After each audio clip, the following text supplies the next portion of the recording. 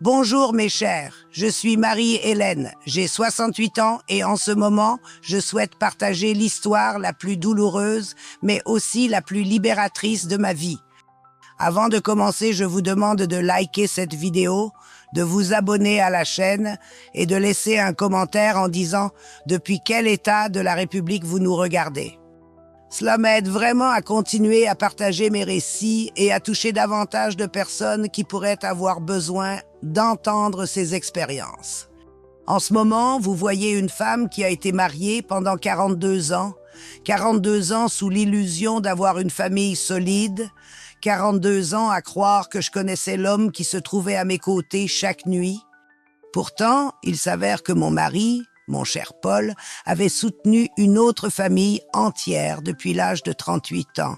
Une autre femme, d'autres enfants, une maison différente, une vie entière qu'il a construite pendant que je repassais ses vêtements et préparais ses repas chaque jour. Imaginez ma surprise lorsque j'ai découvert cela. Mais attendez, car ce n'est pas seulement l'histoire d'une trahison. C'est le récit de la manière dont une femme de mon âge peut reconfigurer sa vie et récupérer chacune des humiliations subies. Quand j'ai découvert la vérité, je ne me suis pas mise à pleurer ni à implorer. Non, mesdames et messieurs, j'ai commencé à élaborer la vengeance la plus sophistiquée que vous puissiez imaginer. Donc, si vous avez aussi l'impression que la vie vous a joué un tour, ou si vous connaissez quelqu'un qui traverse quelque chose de similaire, restez jusqu'à la fin, car vous vous rendrez compte qu'il n'est jamais trop tard pour recommencer. Préparez votre petit café, installez-vous confortablement, car cette histoire est longue et je vous assure que chaque minute en vaut la peine. Je viens d'un petit village près de León, Guanajuato, où je suis né en 1957. À cette époque, les femmes avaient peu d'options, étudier pour devenir enseignante, se marier jeune ou faire les deux si nous avions de la chance. Ma famille était travailleuse, bien que modeste. Mon père, Don Robert, travaillait dans une usine de chaussures, tandis que ma mère, Doña Carmen, s'occupait du foyer et vendait des quesadillas chaque week-end pour compléter le budget. Nous étions 5 frères et sœurs, moi l'aîné, suivi de Robert, ensuite Espérance, Georges et la Benjamine, Lupita. En étant l'aîné, dès mon plus jeune âge, j'avais la responsabilité d'aider à la maison et de m'occuper de mes frères et sœurs plus jeunes. Ma mère me répétait toujours « Marie-Hélène, tu es destinée à prendre soin des autres. C'est ton don. » Et je l'ai cru. Quelle grande erreur! Dans mon village, toutes les familles se connaissaient. Les dimanches, après la messe, les gens restaient à discuter dans le atrium de l'église Saint-Michel.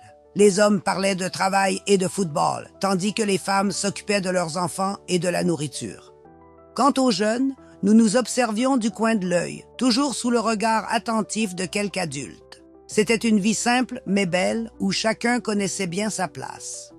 J'ai fait mes études à l'école primaire du village, puis j'ai convaincu mes parents de me laisser aller à León pour poursuivre mes études à l'école normale, car je rêvais de devenir institutrice.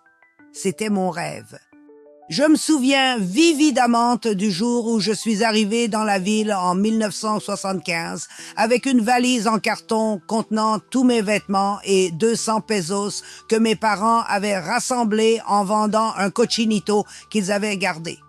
L'école normale se trouvait dans un grand et bel immeuble au centre de León. Là, j'ai rencontré des filles d'autres villages qui, comme moi, désiraient s'élever par l'éducation.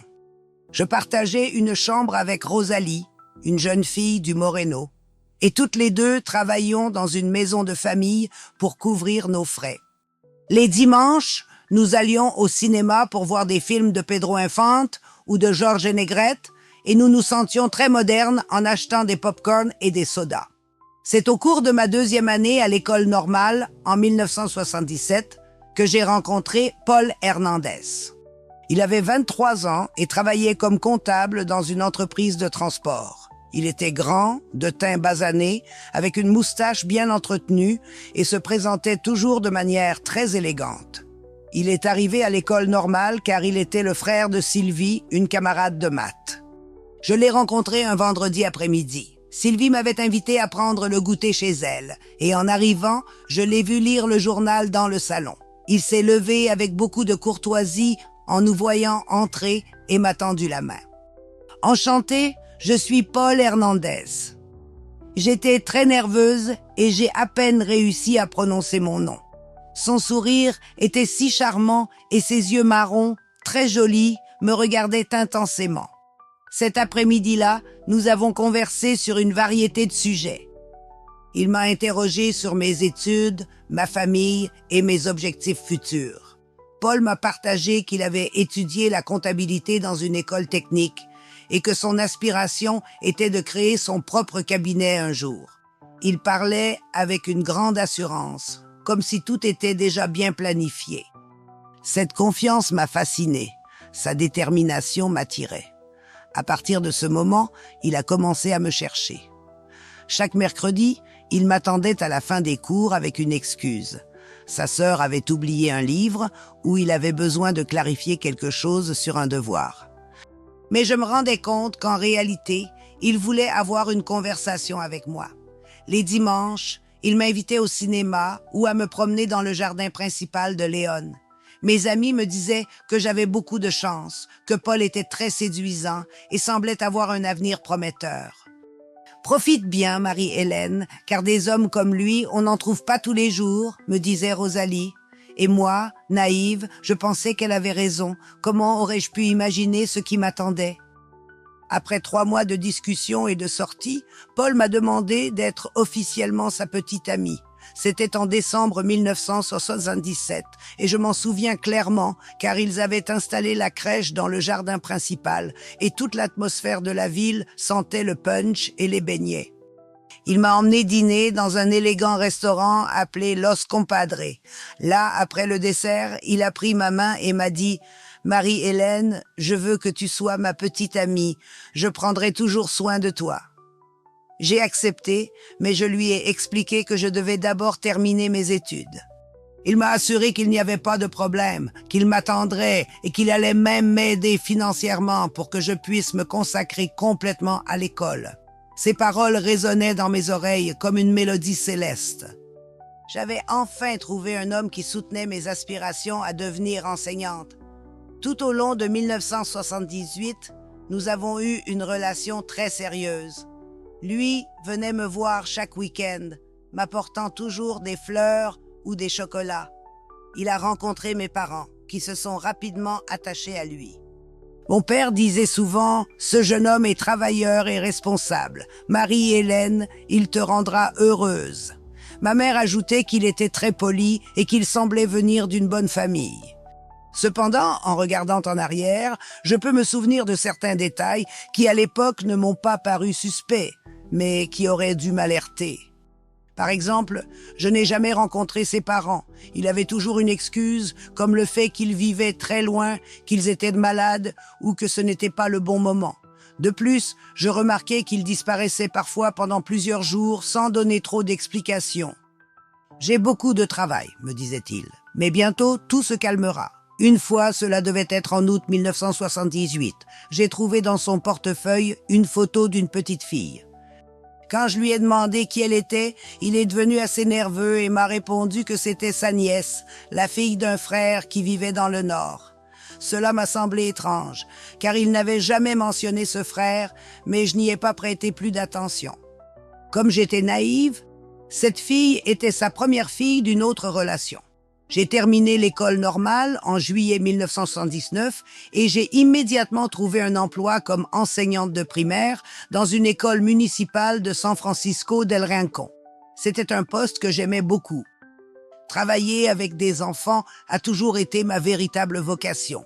Je gagnais peu, mais c'était un revenu honnête et j'étais fière d'avoir mon propre salaire.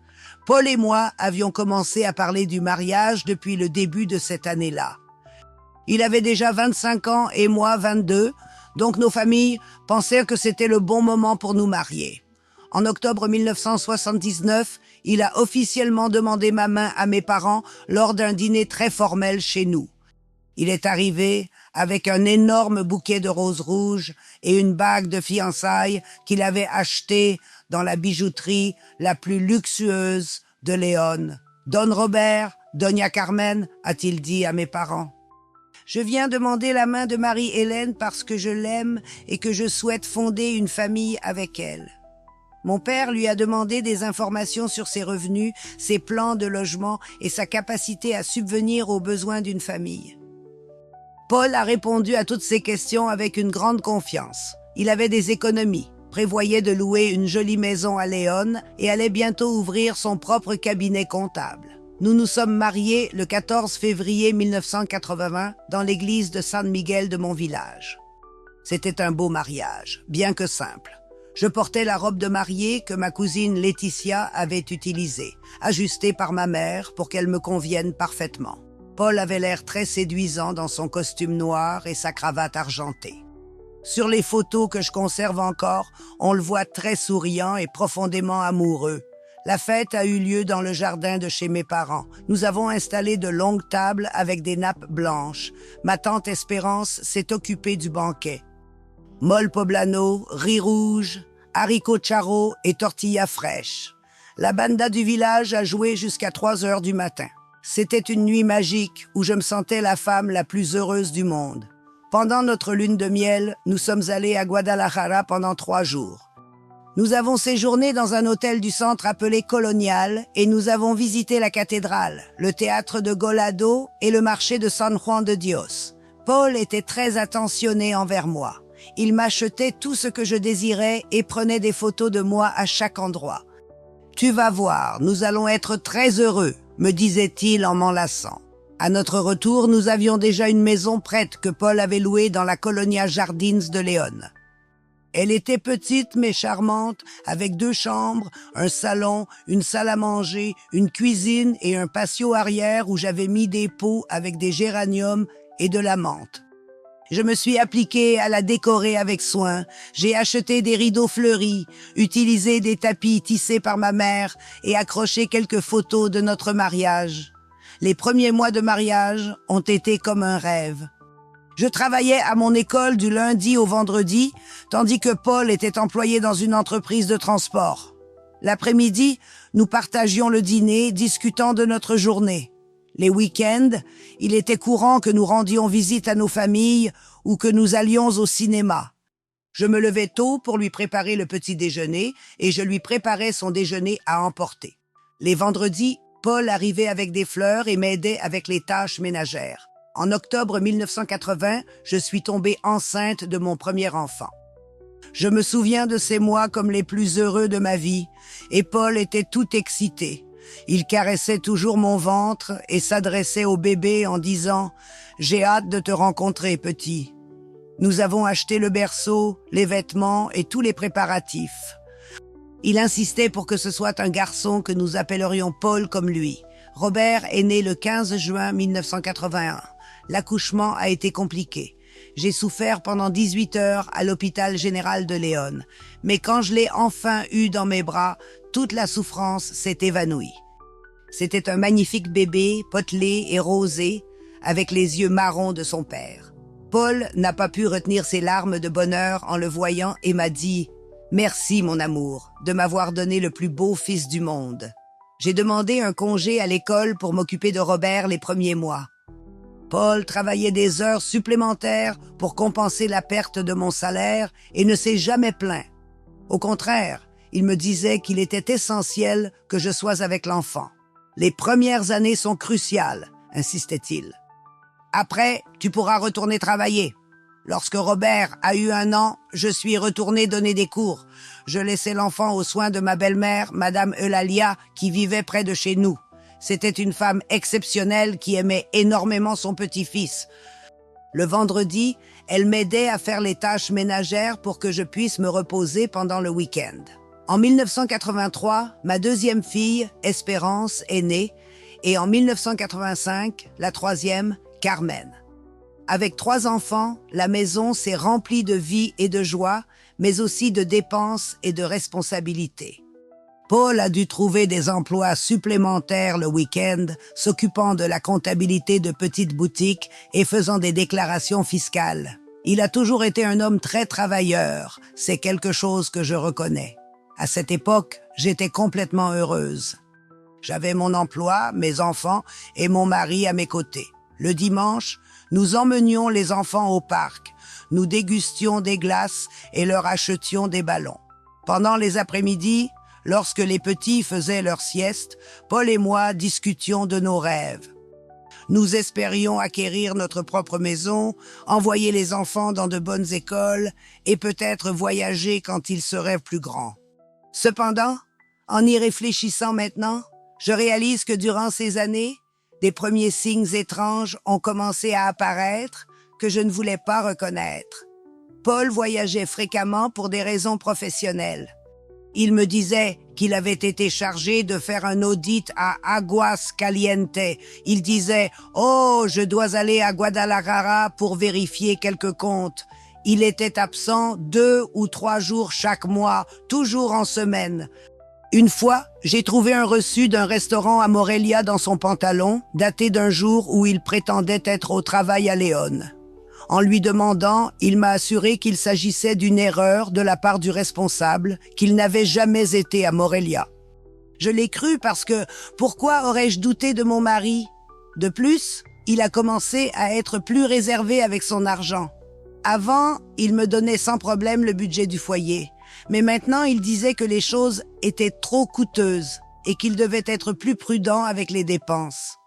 La situation économique du pays est compliquée, m'expliquait-il. Nous devons économiser pour l'avenir des enfants. En 1987, lorsque Robert avait 6 ans, Espérance 4 et Carmen 2, Paul m'a annoncé qu'il allait enfin établir son propre cabinet comptable.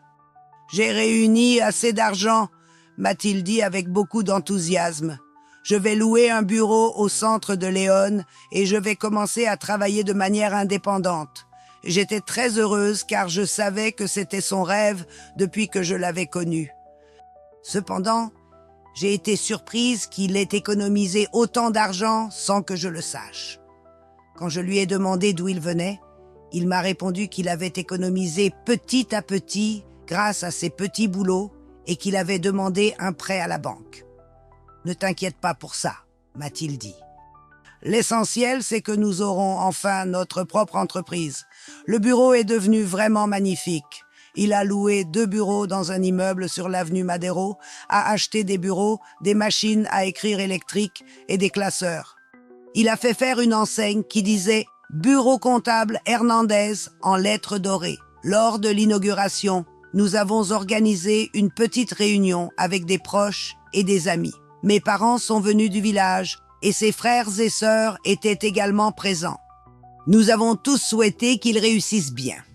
Pendant les premiers mois, l'entreprise a prospéré considérablement. Paul a réussi à attirer rapidement des clients, y compris des magasins, des ateliers et de petites entreprises qui avaient besoin de tenir leur comptabilité à jour. Il a embauché une secrétaire, mademoiselle Lucia, une jeune femme très compétente qui avait étudié dans une académie commerciale. Grâce à l'amélioration économique, nous avons pu déménager dans une maison plus grande dans la colonie San Felipe. Elle avait 4 chambres, 2 salles de bain et un garage pour la voiture que nous venions d'acquérir, une Tsuru bleue modèle 1987 dont j'étais fière. Les enfants pouvaient jouer dans un espace plus grand et j'avais enfin une cuisine spacieuse où je pouvais recevoir des familles. Cependant, avec le succès du bureau, Paul a commencé à passer beaucoup plus de temps hors de la maison. « Je dois m'occuper personnellement des clients », m'expliquait-il. « Si je veux que l'entreprise se développe, je ne peux pas lésiner sur le service. » Il rentrait de plus en plus tard, souvent après 21 heures, lorsque les enfants étaient déjà endormis. Il a aussi commencé à travailler les week-ends. « Les samedis, c'est quand je peux faire les audits parce que les entreprises sont fermées, » me disait-il. Il partait tôt le matin et rentrait dans l'après-midi. Je restais seule avec les enfants, mais je ne me plaignais pas car je comprenais qu'il était en train de construire notre avenir. À cette époque, une certaine Patricia Morel a commencé à apparaître dans sa vie. D'après ce que Paul m'a raconté, c'était une comptable qu'il avait rencontrée lors d'un cours de mise à jour fiscale qui l'aidait avec certains clients importants nécessitant des travaux spécialisés. Elle est très efficace dans son travail, me disait-il, et grâce à elle, nous pourrons progresser beaucoup plus rapidement. Au début, Patricia n'était qu'un nom que je mentionnais de temps en temps. Patricia m'avait parlé de nouvelles réglementations fiscales. Ou bien Patricia a un client qui recherche des services d'audit. Mais peu à peu, elle est devenue une partie de nos conversations avec plus de fréquence et de proximité. Un jour, elle m'a annoncé que Patricia rejoindrait le cabinet en tant qu'associée. Nous allons fusionner nos affaires, m'a-t-elle expliqué. Elle a de l'expérience dans des domaines où je ne suis pas si experte et ensemble nous offrirons des services plus complets. Je lui ai demandé si elle connaissait Patricia depuis longtemps et elle m'a répondu que non, qu'elles étaient juste devenues amies quelques mois auparavant. La première fois que j'ai vu Patricia, c'était lors de la célébration de fin d'année du cabinet en décembre 1988. C'était une femme d'environ 30 ans, élancée, avec des cheveux grisonnants, vêtue de manière très raffinée avec un tailleur bordeaux. Elle dégageait une image sophistiquée et sûre d'elle. Lorsque Paul me l'a présentée, elle m'a salué avec gentillesse, mais j'ai remarqué qu'elle m'observait attentivement, comme si elle m'évaluait. Pendant la fête, j'ai remarqué que Patricia et Paul discutaient beaucoup entre eux d'une manière qui me paraissait trop proche pour n'être que des collègues. Ils riaient de blagues que je ne comprenais pas. Ils se murmuraient des secrets à l'oreille. Ils lui servaient du punch sans qu'elle le demande. Quand j'ai mentionné cela à Paul ce soir-là, il s'est fâché contre moi. « Comment peux-tu penser cela, Marie-Hélène » m'a-t-il réprimandé. « Patricia n'est que mon associée, rien de plus. Si nous allons travailler ensemble, nous avons besoin d'une bonne communication. Je n'aime pas que tu penses mal de mes relations professionnelles. Je me suis senti coupable d'avoir douté de lui et je lui ai demandé pardon. Mais à l'intérieur, quelque chose en moi s'inquiétait. Une femme peut percevoir quand une autre femme s'intéresse à son partenaire. C'est un instinct que nous avons. Et je percevais que Patricia regardait Paul d'une manière qui dépassait le cadre professionnel. Au cours de 1989, le comportement de Paul a changé de manière significative. Il a commencé à soigner beaucoup plus son apparence. Il s'achetait de nouveaux vêtements, utilisait des eaux de Cologne coûteuses et entretenait sa moustache dans un salon élégant du centre. « Je dois faire bonne impression », me disait-il chaque fois qu'il parlait de ces changements. Les clients importants s'attendent à ce que leur comptable ait l'air professionnel. De plus, il a commencé à rentrer à la maison encore plus tard. Patricia et moi travaillons sur un projet très important, m'expliquait-il. C'est une affaire qui nous rapportera d'excellents revenus, mais qui demande beaucoup de dévouement. De nombreuses nuits, je dînais seul après avoir couché les enfants et m'être endormi en l'attendant. Les voyages d'affaires sont devenus plus fréquents. Il ne suffisait plus d'un jour à Aguascalientes ou Guadalajara, mais des voyages de 3 ou 4 jours dans des villes plus lointaines. « Nous avons des clients dans tout le Bajío », m'expliquait Patricia, « et il est nécessaire de les visiter en personne pour maintenir les comptes. » En lui demandant pourquoi je devais voyager avec elle, elle me répondit que c'était plus efficace, qu'elle pouvait se répartir le travail et s'occuper de plus de clients en moins de temps. De plus, elle ajoutait, « Elle a sa propre voiture et nous pouvons ainsi partager les frais d'essence. » Un après-midi de mars 1990, j'ai décidé d'aller au bureau sans prévenir, car j'avais besoin de demander à Paul de l'argent pour une urgence médicale concernant Carmen, qui était tombée malade des amygdales. En arrivant, la secrétaire m'informa que Paul n'était pas là, qu'il était sorti avec maître Patricia pour une réunion avec un client. J'ai attendu dans le bureau jusqu'à leur retour 1 heure plus tard. En entrant, il riait de quelque chose, très détendu et à l'aise. Paul a montré une surprise en me voyant là, tandis que Patricia a immédiatement adopté une attitude sérieuse. « Que fais-tu ici ?» m'a demandé Paul, et j'ai remarqué une nuance d'irritation dans sa voix. Je lui ai expliqué la situation avec Carmen et il m'a donné l'argent sans problème. Cependant, pendant le temps que je suis resté là, j'ai perçu une étrange tension dans l'air. Patricia s'est retirée dans son bureau et a fermé la porte, comme si elle voulait éviter d'interagir avec moi. Paul était assez sérieux, manquant de l'affection qu'il me témoignait habituellement. Ce soir-là, alors que nous étions au lit, je lui ai demandé s'il y avait quelque chose qu'il devait me dire à propos de Patricia. Il s'est tourné vers moi et a répondu « Marie-Hélène, encore avec ça. Je te répète que c'est ma partenaire au travail. Si tu continues avec ces sous-entendus, tu mettras notre mariage en péril. » Cependant, j'avais déjà semé la graine du doute dans mon esprit. J'ai commencé à prêter attention à des détails que j'avais auparavant négligés. Par exemple, parfois il rentrait à la maison avec une odeur de parfum féminin sur ses vêtements. Quand je lui demandais à ce sujet, il disait qu'il avait été dans des bureaux où l'on fumait beaucoup et qu'il avait utilisé du parfum pour dissimuler l'odeur. Au cours de l'année 1990, mes soupçons ont commencé à prendre forme. Un après-midi, en lavant les vêtements de Paul, j'ai trouvé dans la poche de sa chemise une note manuscrite qui disait « Mon amour, j'ai hâte de te voir demain. » Mon cœur s'est enfoncé. Quand il est arrivé ce soir-là, je lui ai montré la note et je lui ai demandé ce que cela signifiait. Il était très agité et a commencé à balbutier. « C'est juste une note de remerciement d'une cliente », m'a-t-il expliqué. Patricia l'a aidé avec un problème fiscal compliqué et elle lui a écrit cette note de remerciement.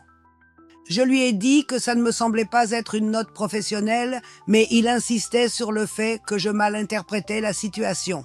« Marie-Hélène, m'a-t-il dit en prenant mes mains, tu es la femme de ma vie, la mère de mes enfants. Comment peux-tu croire que je te ferais quelque chose comme ça? Ça me fait très mal que tu ne me fasses pas confiance après toutes ces années ensemble. Je voulais croire en lui de toutes mes forces. Nous étions mariés depuis 10 ans et avons 3 merveilleux enfants. Nous avions construit une vie ensemble, mais quelque chose au fond de moi me disait que les choses n'allaient pas bien. J'ai commencé à être plus attentive à ses horaires. J'ai remarqué qu'il avait toujours des réunions importantes les mêmes jours de la semaine, que ses voyages d'affaires coïncidaient avec les moments où Patricia était également absente du bureau, qu'il rentrait à la maison affamé, comme s'il n'avait pas dîné, mais quand je lui demandais, il me disait qu'il avait mangé dans un restaurant avec des clients. Une nuit d'avril, en examinant les dépenses du ménage, j'ai réalisé que Paul avait retiré de l'argent supplémentaire de notre compte bancaire. Quand je lui ai demandé pourquoi, il m'a dit qu'il avait dû couvrir certains frais de bureau qui lui seraient ensuite remboursés, mais le montant était excessif, presque 3000 pesos, beaucoup plus que les frais de bureau normaux. J'ai aussi commencé à remarquer qu'il montrait moins d'intérêt à passer du temps avec moi et les enfants. Avant, en rentrant du travail, il jouait avec Robert, Espérance et Carmen. Il les aidait avec leurs devoirs. Nous dînions ensemble, parlant de notre journée, mais maintenant il arrivait épuisé, s'asseyait devant la télévision et ne nous prêtait presque pas attention. Dans l'intimité de la chambre aussi, les choses avaient changé. Avant, nous étions très affectueux, nous nous retenions et parlions avant de dormir, mais il commençait à rentrer si tard que quand j'étais déjà endormie, il se levait avant moi. Chaque fois que j'essayais de me rapprocher, il avait toujours une excuse, qu'il était trop fatigué, qu'il avait des soucis au travail, qu'il ne se sentait pas bien. En mai 1990, j'ai décidé de faire quelque chose que je n'avais jamais fait durant mon mariage, surveiller mon mari. Un après-midi, au lieu de rentrer directement chez moi après l'école, je me suis dirigée vers le bâtiment où se trouvait son bureau et j'ai attendu dans la voiture pour voir à quelle heure Paul sortirait. Je l'ai vu sortir à 18 heures avec Patricia. Ils sont montés ensemble dans sa voiture, une voiture rouge, et sont partis en direction du centre-ville. Je les ai suivis en gardant mes distances. Ils se sont arrêtés dans un restaurant appelé La Cabana, un endroit élégant où je n'étais jamais allée car c'était assez cher. Je suis restée dans le parking à attendre qu'ils sortent 2 heures plus tard. Ils se tenaient par la main. En arrivant à la voiture, il a embrassé Patricia sur les lèvres avant qu'elle ne monte. Ensuite, chacun est parti de son côté. Ce soir-là, je suis rentrée chez moi avant Paul et j'ai agi comme si rien ne s'était passé. Quand il est arrivé, je lui ai demandé comment s'était passée sa journée de travail. « Bien », m'a-t-il répondu.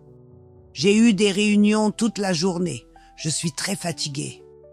Il n'a rien mentionné au sujet du dîner avec Patricia. Le lendemain, j'ai confronté ma sœur Espérance, qui vivait à Léon et passait parfois par le centre. Je lui ai demandé si elle avait déjà vu Paul là-bas. Elle m'a répondu que oui, qu'elle l'avait vu plusieurs fois en compagnie d'une femme élégante dans des restaurants ou se promenant sur l'avenue Madero. Je pensais qu'il s'agissait juste d'une cliente, a-t-elle ajouté. Mais ils avaient l'air assez proches. Cette discussion avec ma sœur a été comme un seau d'eau froide. Je ne pouvais plus me mentir en croyant que ce n'était que mon imagination. Mon mari me trompait et il l'avait probablement fait depuis longtemps.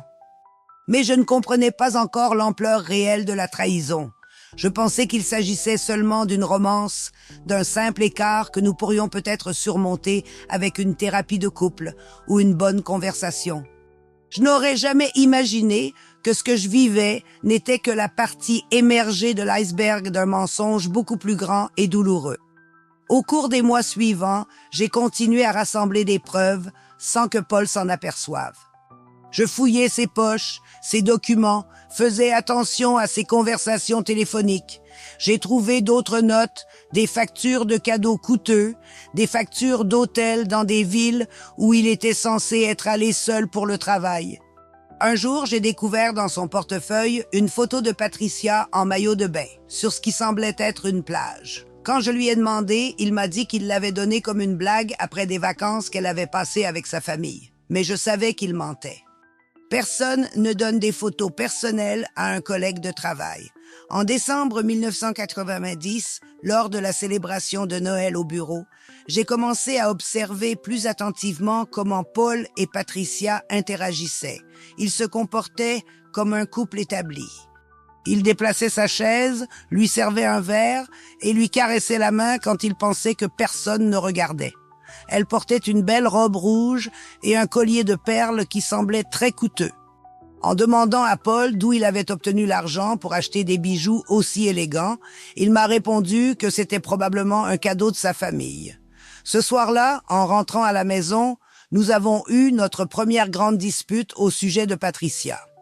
Je ne pouvais plus ignorer ce qui se passait. J'ai dit à Paul que je savais qu'il me mentait à propos de cette femme.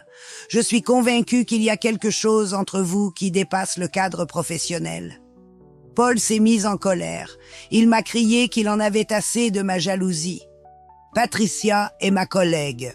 Si tu ne peux pas accepter que je doive collaborer avec d'autres personnes, alors le problème vient de toi, pas de moi.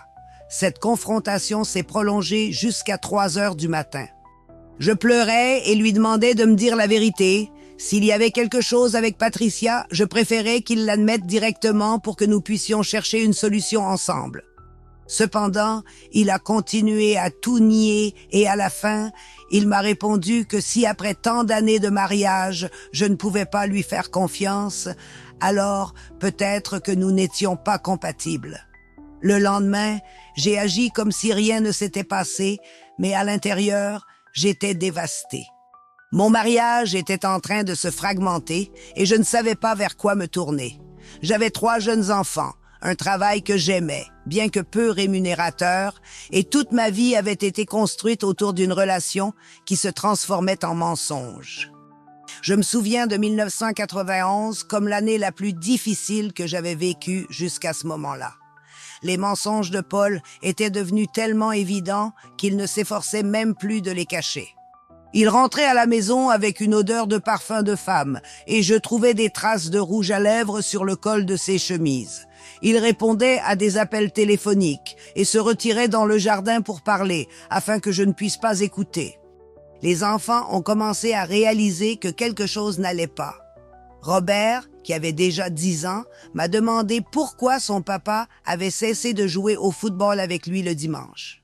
Espérance, âgée de 9 ans, m'a confié qu'elle avait entendu Paul parler à voix basse au téléphone la nuit. Carmen, la plus petite avec 6 ans, commençait à faire des scènes parce qu'elle avait besoin de plus d'attention de son papa. J'essayais de maintenir la normalité à la maison, mais je vivais dans un état de tension constante. Je ne dormais pas correctement. J'avais perdu l'appétit. À l'école, les maîtresses me demandaient si ça allait, car elles me voyaient très fatiguée. Mes parents s'inquiétaient également quand ils nous ont rendu visite en janvier. « Ma fille, » m'a dit ma mère en tête-à-tête dans la cuisine, « je te trouve très triste. » « Tout va bien avec Paul ?» Je ne voulais rien lui dire car je savais que cela l'inquiéterait. Mais je crois qu'elle a deviné que les choses n'allaient pas bien. En février 1991, j'ai décidé d'engager un détective. Cela me faisait énormément de peine d'en arriver là, mais j'avais besoin de connaître la vérité complète pour prendre une décision sur mon avenir. Le détective, le licencié Martinez, avait un petit bureau près du centre de Léon. Je lui ai exposé toute ma situation et il m'a expliqué que ces cas étaient assez fréquents. « Madame, m'a-t-il dit, la plupart des épouses qui viennent ici connaissent déjà la vérité en profondeur. Elles cherchent juste une confirmation pour pouvoir agir. » Il m'a demandé des photos de Paul et Patricia, ainsi que leurs horaires et les endroits où je les avais vus ensemble. Le licencié Martinez a passé un mois à suivre Paul et Patricia et m'a fourni un rapport détaillé avec des photos, dates et horaires. C'était plus grave que ce que j'avais imaginé. Non seulement ils entretenaient une relation amoureuse, mais ils vivaient pratiquement comme un couple en l'absence de leurs familles respectives. Sur les images, je les ai vus entrer et sortir d'hôtels, dîner dans des restaurants romantiques, faire du shopping ensemble dans des boutiques de luxe et s'embrasser dans la voiture. Il y avait une image où elle portait le collier de perles que j'avais reconnu de la fête de Noël. Cependant, la photographie qui m'a le plus touchée était celle où il se promenait main dans un parc, accompagné de 2 jeunes enfants que je ne connaissais pas. En demandant au détective au sujet de ses enfants, il m'a informé qu'il avait suivi Patricia jusqu'à une maison dans le quartier Jardine de Gérèse où elle vivait avec ses 2 enfants. D'après mes recherches, le détective m'a expliqué que Madame Patricia Morel vivait là avec 2 enfants, une fille d'environ 10 ans et un garçon de 8 ans. Son mari, Paul Hernandez, lui rendait visite régulièrement et passait la nuit chez elle au moins 3 fois par semaine. La nouvelle m'a laissé sans voix. Son mari? Oui, m'a-t-il confirmé le détective. Selon mes investigations, Monsieur Paul Hernandez a contracté un mariage civil avec Madame Patricia Morel en août 1988 au registre civil de Léon. Légalement, il était bigame. J'avais l'impression que le sol se dérobait sous mes pieds. Non seulement il me trompait avec une autre femme, mais il s'était aussi marié avec elle et avait des enfants. Toute notre vie maritale était une farce. Pendant que je croyais que nous étions une famille heureuse, il formait une autre famille en secret. J'ai demandé au détective de mener une enquête plus approfondie. Une semaine plus tard, il m'a remis des informations qui m'ont complètement dévasté. Patricia et Paul s'étaient connus en 1987 et non en 1988, comme il me l'avait indiqué. Elle avait donné naissance à leur premier enfant en février 1988, à peine 3 mois après notre mariage. La fille était née en juillet 1989. « Madame, » m'a dit le licencié Martinez, « d'après les dates que j'ai, votre mari a entamé sa relation avec l'autre dame quand vous attendiez votre fille Carmen. Il s'est marié légalement avec elle alors que Carmen n'avait que 3 ans. Cela signifiait que pendant les grossesses d'Espérance et de Carmen, alors que je croyais à une famille unie, Paul menait déjà une double vie. Les déplacements professionnels, les retours tardifs, l'argent qui manquait, tout semblait avoir une explication. Il soutenait 2 familles simultanément. Cette nuit-là, lorsque Paul est rentré à la maison, je l'ai attendu dans le salon avec le rapport du détective sur la table. En voyant les documents et les photos, il est devenu livide. Marie-Hélène m'a dit « Je peux tout expliquer. »« Qu'est-ce que tu veux m'expliquer ?» lui ai-je crié. « As-tu une autre femme? D'autres enfants? Pendant 13 ans, tu m'as menti, tandis que j'élevais nos enfants, tu étais en train de créer une autre famille. » Il s'est assis dans le fauteuil, prenant sa tête dans ses mains. « C'est très compliqué, » a-t-il dit. Je ne voulais pas que les choses se terminent ainsi. À ce moment-là, j'ai ressenti une colère si profonde que j'ai failli le frapper. Cependant, je me suis retenue, sachant que les enfants dormaient dans leur chambre et que je ne voulais pas qu'ils entendent. Je veux que tu partes de cette maison, lui dis-je d'une voix que je ne reconnaissais pas. Je veux que tu partes tout de suite et que tu ne reviennes pas tant que nous n'aurons pas décidé de ce que nous allons faire. Paul se leva et alla récupérer quelques affaires de la chambre. Avant de partir, il me dit « Marie-Hélène, je sais que ce que j'ai fait est terrible, mais toi et les enfants avez toujours été très importants pour moi. Pouvons-nous régler ça ?» Je ne lui ai pas répondu. « Il n'y a rien à régler. Ce que tu as fait est impardonnable. » Une fois qu'il fut parti, je m'assis dans le salon et pleurai comme jamais auparavant. Pas seulement à cause de la trahison, mais pour toutes ces années que j'avais perdues à vivre un mensonge, pour chaque fois où j'avais douté de mon intuition, pour tous ces moments où j'avais cru en ces mots, même si mon cœur savait que quelque chose n'allait pas. Mais au milieu de cette souffrance, je ressentis quelque chose d'inattendu, une étrange sensation de soulagement. Je savais enfin la vérité. Je pouvais enfin mettre fin à cette incertitude qui m'avait tourmenté si longtemps. Et ce fut à ce moment-là que je pris la décision la plus significative de ma vie. Je ne me laisserai pas entraîner par cette situation. J'allais prendre le contrôle de mon existence et agir avec astuce pour me venger de la manière la plus intelligente et dévastatrice que je pouvais concevoir. Les jours qui suivirent, après que Paul ait quitté le foyer, furent les plus compliqués que j'ai affrontés. Je dus expliquer à mes enfants pourquoi papa ne dormait plus à la maison. Robert, qui avait 10 ans, commença à percevoir que quelque chose de grave s'était passé. Espérance et Carmen, bien qu'étant plus petites, ressentaient aussi la tension. Je leur ai dit que leur père et moi traversions des problèmes et que nous avions besoin de temps séparés pour réfléchir. Je préférais ne pas révéler la vérité complète, car elles étaient trop jeunes pour comprendre quelque chose d'aussi complexe. Robert me demanda si nous allions divorcer et je lui répondis que nous ne savions pas encore ce qui allait se passer. Pendant cette semaine, Paul m'a appelé plusieurs fois en demandant que nous parlions. Il me disait qu'il voulait m'expliquer comment les événements s'étaient déroulés, qu'il y avait des aspects que je ne comprenais pas, mais je n'étais pas prête à l'écouter. J'avais besoin de temps pour assimiler tout ce que j'avais découvert et pour planifier mes prochaines étapes. Ma sœur Espérance est restée avec moi pendant ces jours pour m'aider avec les enfants et me soutenir émotionnellement. Elle était furieuse contre Paul. « Comment a-t-il pu te faire ça ?» me disait-elle. « Après tant d'années de mariage, après tout ce que tu avais sacrifié pour lui et pour la famille, une semaine après son départ, Paul est venu à la maison pendant que les enfants étaient à l'école. Il était très repentant, avec des fleurs et une expression de tristesse qui me faisait de la peine.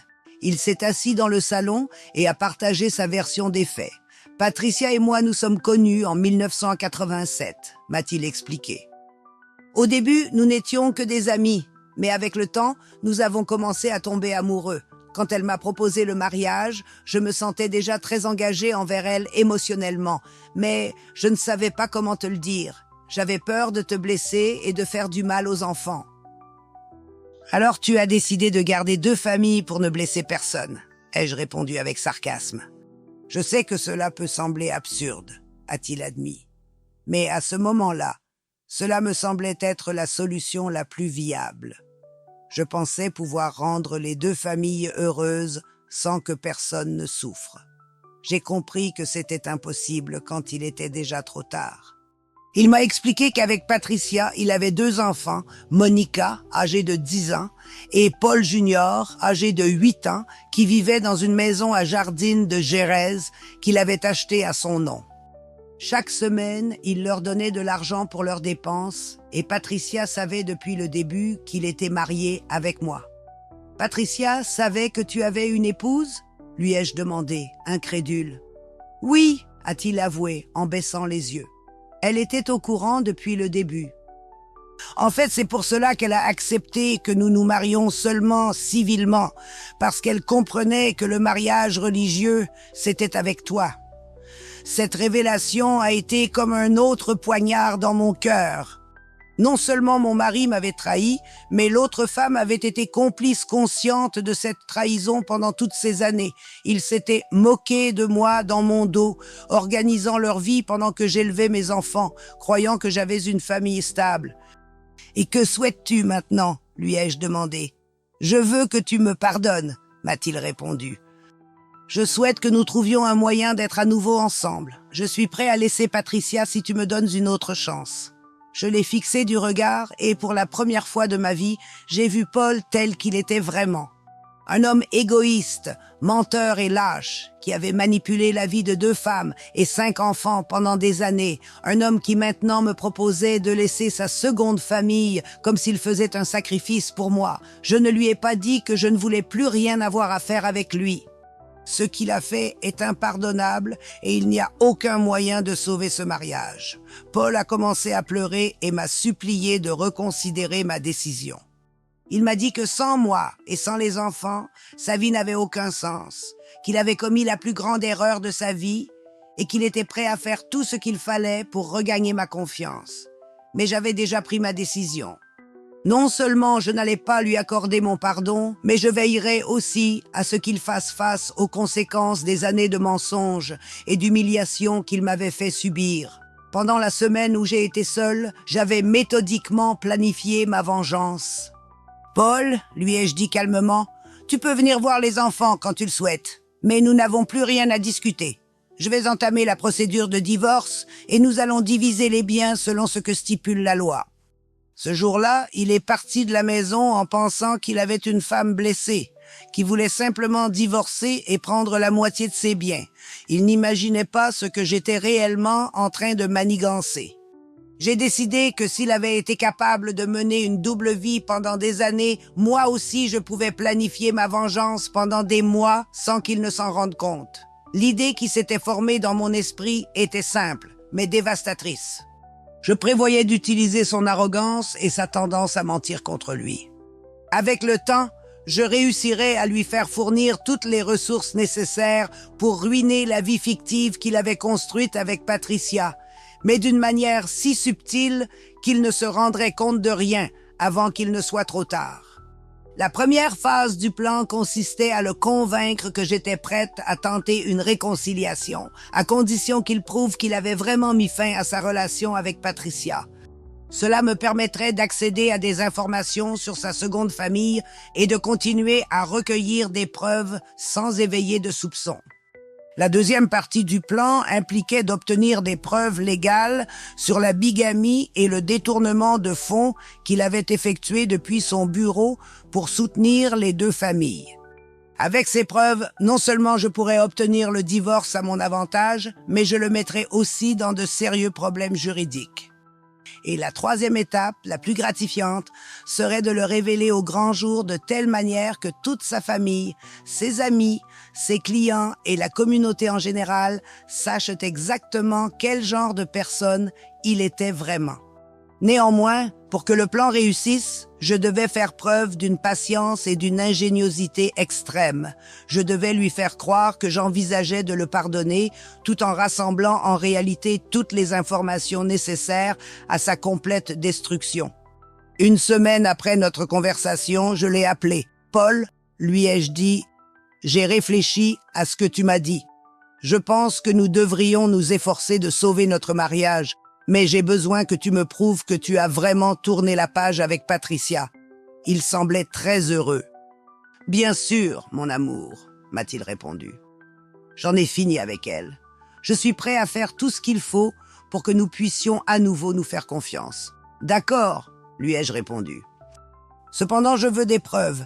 Je veux savoir clairement comment tu as mis fin à ta relation avec elle, où vivent maintenant ses enfants et comment vous allez gérer la situation de la maison. Si tu veux vraiment que nous revenions ensemble, tu ne peux rien me cacher. » C'est ainsi qu'a commencé la collecte d'informations pour ma vengeance. Paul, pensant qu'il récupérait sa famille, a commencé à partager tous les détails de sa vie avec Patricia, dont j'avais besoin pour orchestrer sa décadence. Au cours des 6 mois suivants, d'avril à octobre 1991, je suis devenue l'épouse la plus compréhensive et indulgente du monde. Chaque fois que Paul partageait quelque chose concernant sa situation avec Patricia, je l'écoutais avec beaucoup de patience, posant des questions qui semblaient découler de mon intérêt à réparer notre mariage, mais qui, en réalité, étaient conçues pour obtenir des informations. Comment as-tu dit à Patricia que vous n'étiez plus ensemble? Lui ai-je demandé un soir durant le dîner. Je lui ai expliqué que mon lien avec toi était la chose la plus importante. Il m'a répondu que nous étions ensemble depuis plus longtemps et que nous avions 3 enfants. Elle a compris, même si bien sûr elle était assez triste. Et que se passera-t-il avec Monica et Paul Junior? Lui ai-je demandé. Ils ne peuvent pas rester sans père. Je vais continuer à les voir, m'a-t-il expliqué. Mais plus en tant que partenaire de Patricia, juste en tant que père. Je leur rendrai visite 1 fois par semaine et je leur enverrai de l'argent pour leurs besoins. Peu à peu, j'ai rassemblé les pièces du puzzle de sa vie fragmentée. J'ai découvert que la maison avec jardin à Gérèse était au nom de Patricia, bien qu'il ait effectué l'apport initial et qu'il couvrait l'hypothèque. De plus, il avait un compte bancaire séparé où il déposait de l'argent pour les dépenses de la famille et il détournait des fonds du cabinet depuis des années pour entretenir ses 2 foyers. Il partageait aussi des détails de son quotidien avec Patricia, ce qui m'a aidé à comprendre comment ils avaient réussi à cacher la vérité si longtemps. Par exemple, elle disait à ses voisins que son mari travaillait dans une autre ville et ne rentrait que le week-end et que les enfants portaient le nom de famille Hernandez Morales, faisant croire à l'école que leurs parents étaient séparés. « Les enfants savent-ils que tu as une autre famille ?» lui ai-je demandé une nuit. « Monica sait que j'ai d'autres enfants », m'a-t-elle confié. Mais Paul Junior, non. Patricia et moi avons décidé qu'il était trop petit pour comprendre la situation. Chaque fois qu'elle me racontait quelque chose de ce genre, je devais faire semblant d'essayer de comprendre et de pardonner, alors qu'en réalité, j'étais furieuse de la manière si désinvolte avec laquelle ils ont géré une situation qui a détruit ma vie et celle de mes enfants. Pendant ces mois, j'ai également commencé à enquêter sur la situation légale de notre mariage. J'ai engagé un avocat spécialisé en divorce, le licencié Rodriguez, à qui j'ai expliqué tout ce qui s'était passé. Il m'a confirmé que Paul avait effectivement commis bigamie, un délit fédéral, et que j'avais droit non seulement au divorce, mais aussi à intenter une action civile pour dommages.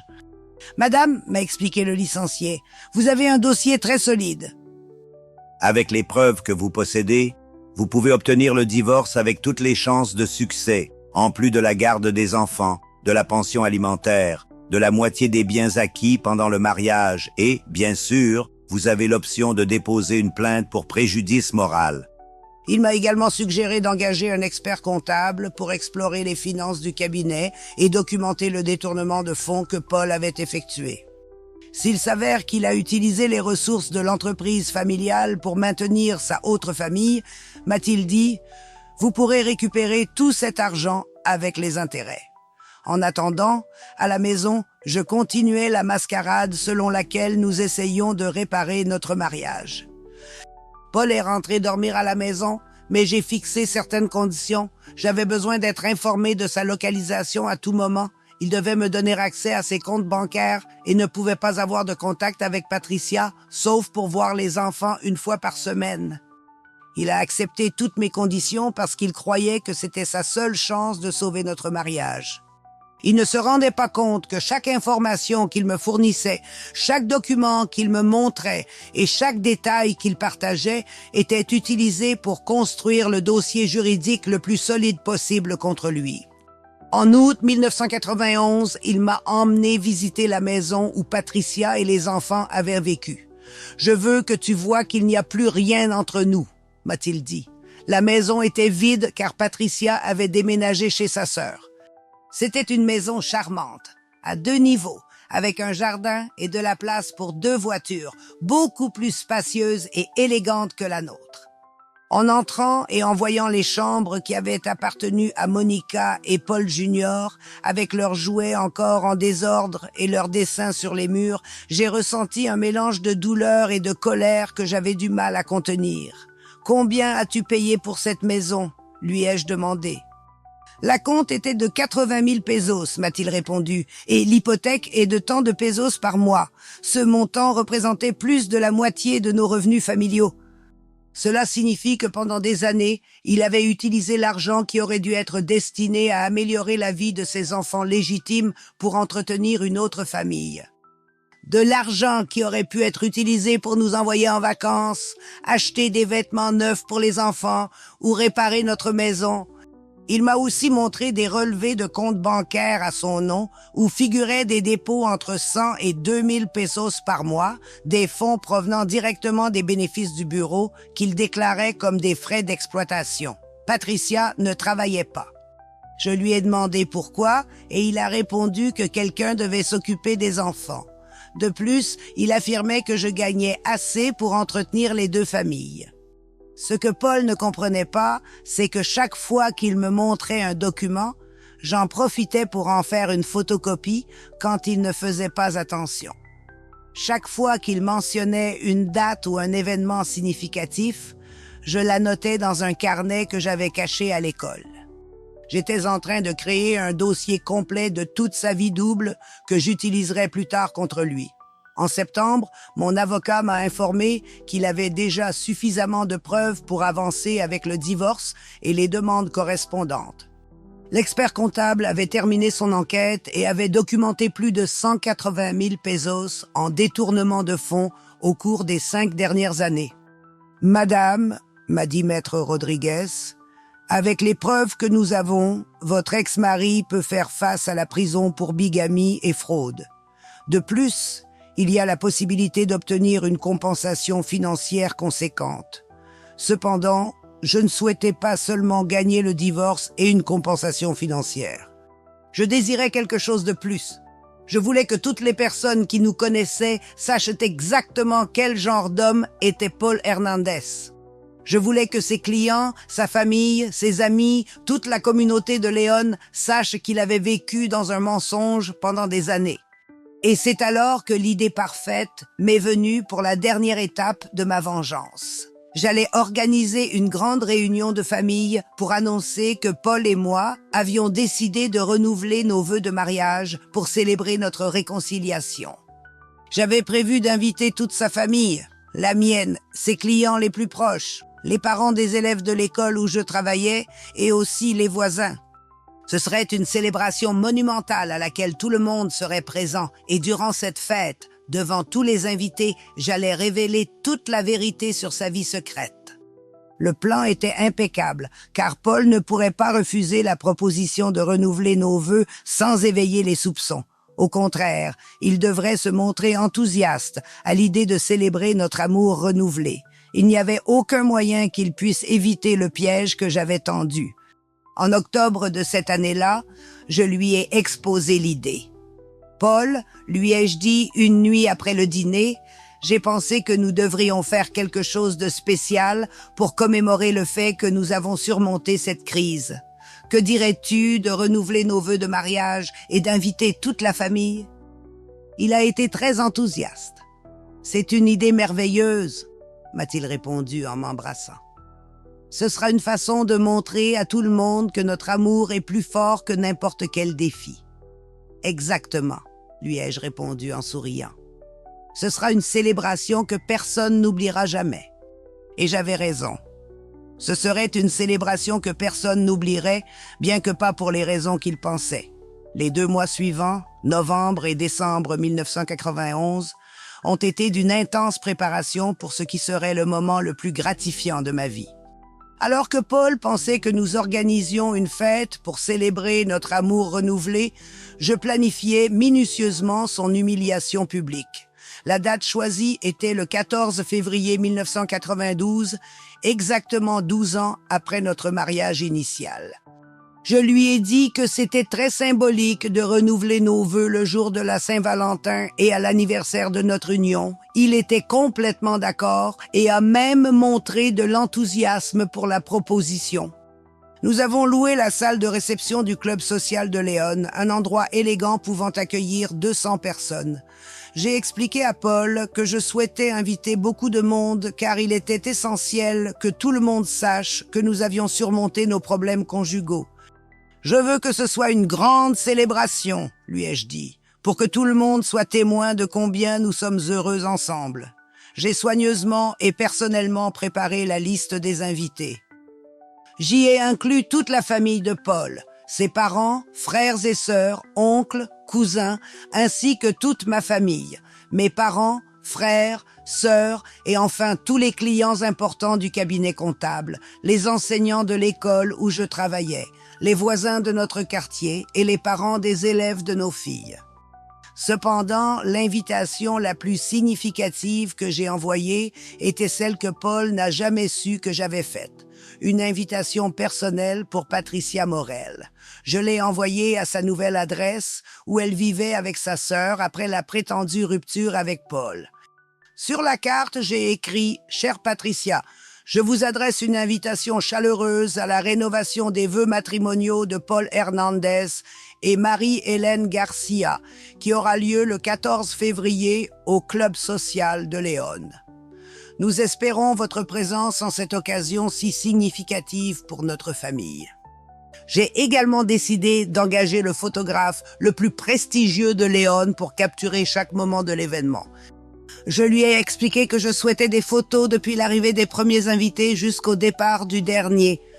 C'est un événement très spécial, lui ai-je dit, et je veux qu'il soit entièrement documenté. De plus, j'ai organisé un groupe musical, commandé un gâteau à 3 étages, demandé de magnifiques arrangements floraux et veillé à chaque détail de la fête pour qu'elle soit la plus élégante que nous ayons jamais eue. Paul était surpris par tous les coups, mais je lui ai expliqué qu'il valait la peine d'investir dans une célébration qui symboliserait le début d'une nouvelle phase de notre vie conjugale. Au cours de ces semaines, j'ai également finalisé toute la documentation légale. Mon avocat avait préparé les papiers pour le divorce, les poursuites pour bigamie et fraude, ainsi que les ordres de saisie sur les biens de Paul.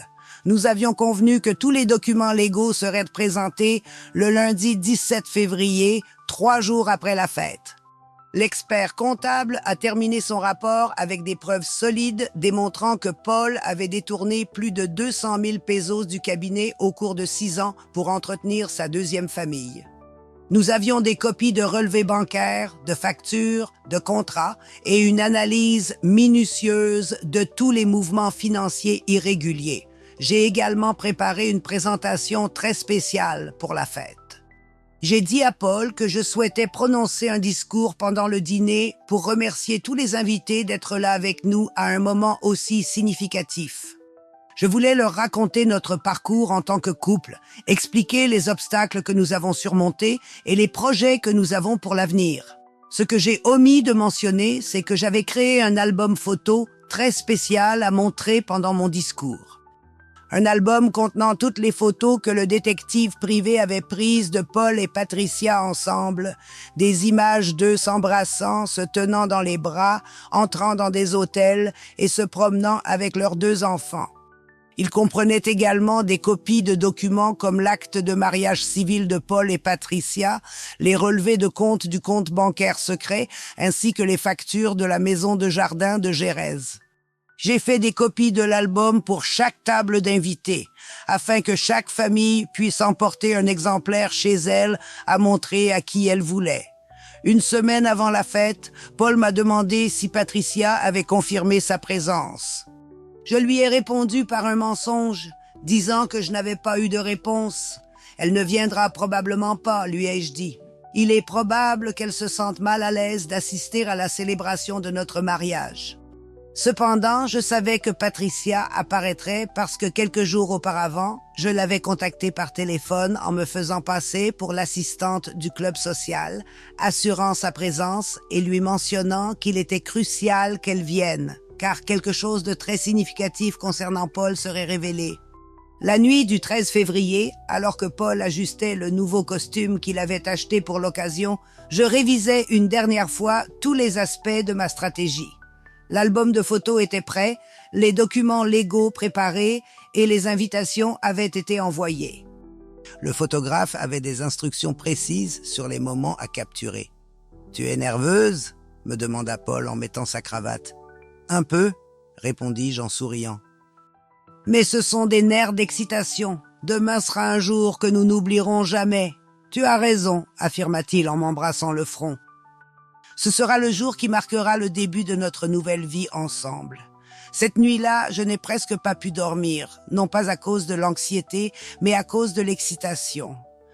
Après 9 mois à planifier chaque détail méticuleusement, le moment était venu de venger toutes les humiliations, les mensonges et toutes les années perdues à vivre dans le mensonge.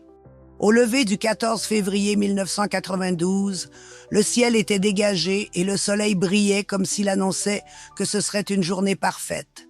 Je me suis levée tôt, j'ai préparé un café et je me suis assise dans la cuisine pour revoir mentalement tous les détails de ce qui se passerait ce jour-là. À 10 heures du matin, la styliste que j'avais engagée pour me coiffer et me maquiller est arrivée. J'avais acheté une nouvelle robe d'un élégant ton bleu roi, qui n'était pas trop formelle, assortie à des chaussures à talons qui me faisaient me sentir plus grande et plus sûre de moi. Je voulais être belle et radieuse pour mon jour spécial. Paul s'est réveillé de très bonne humeur, chantant sous la douche, tout en se préparant avec soin.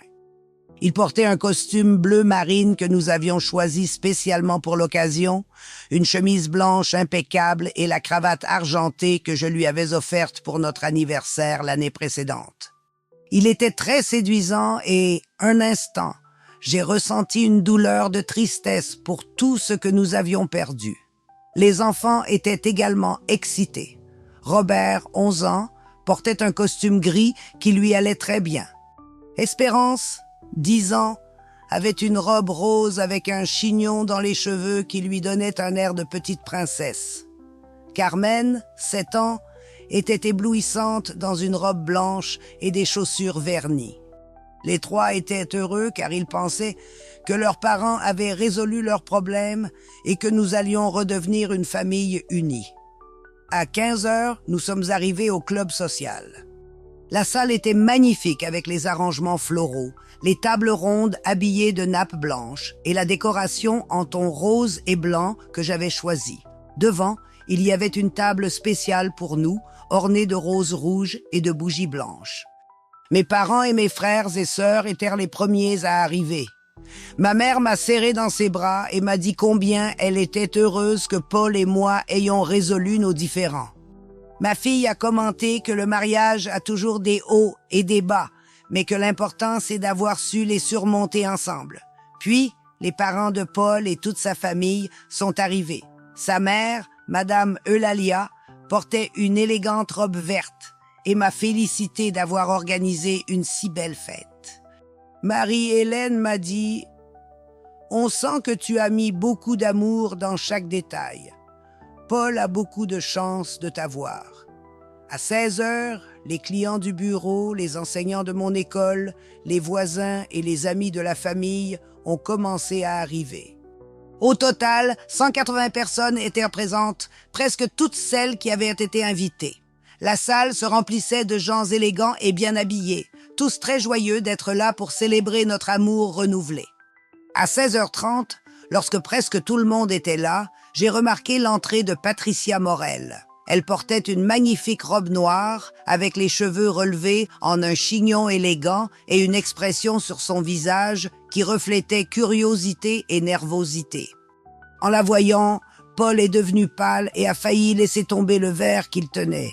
Patricia s'est approchée de nous de manière très polie et m'a félicité pour la célébration.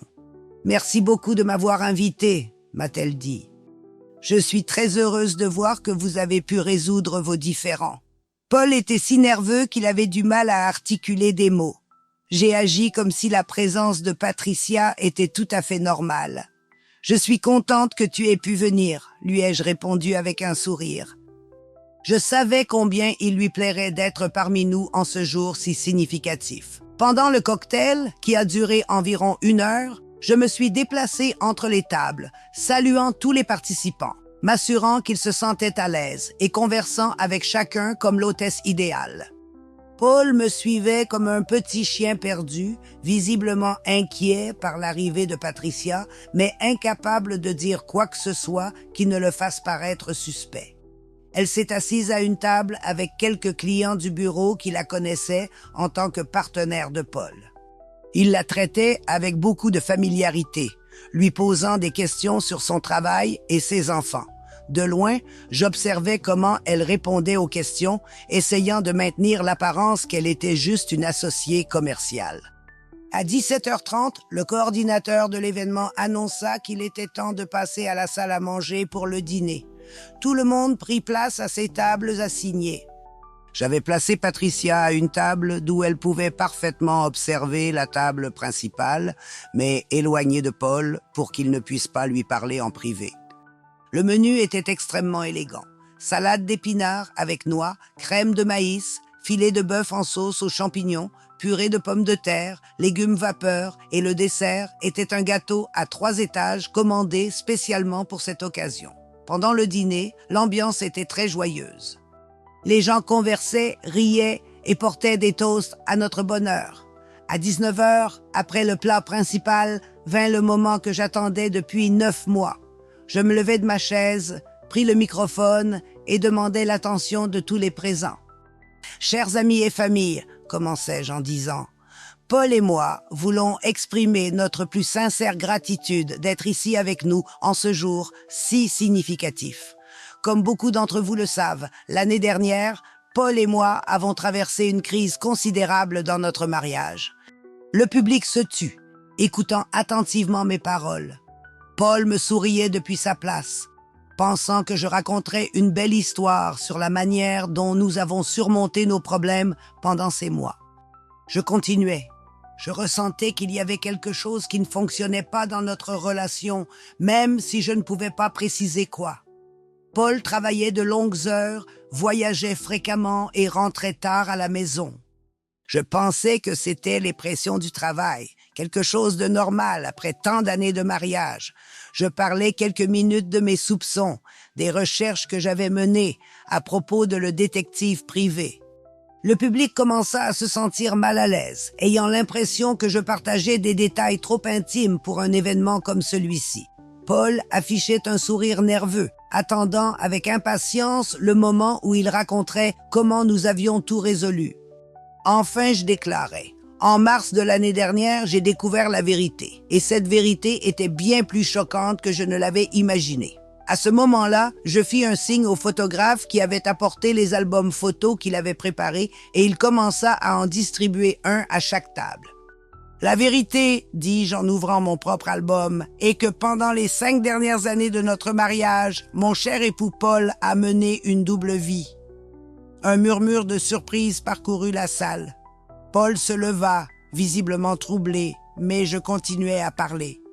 Comme vous pouvez le voir dans les photographies que vous recevez, dis-je en montrant les premières pages de l'album, Paul est légalement marié à une autre femme, Patricia Morel, depuis août 1988.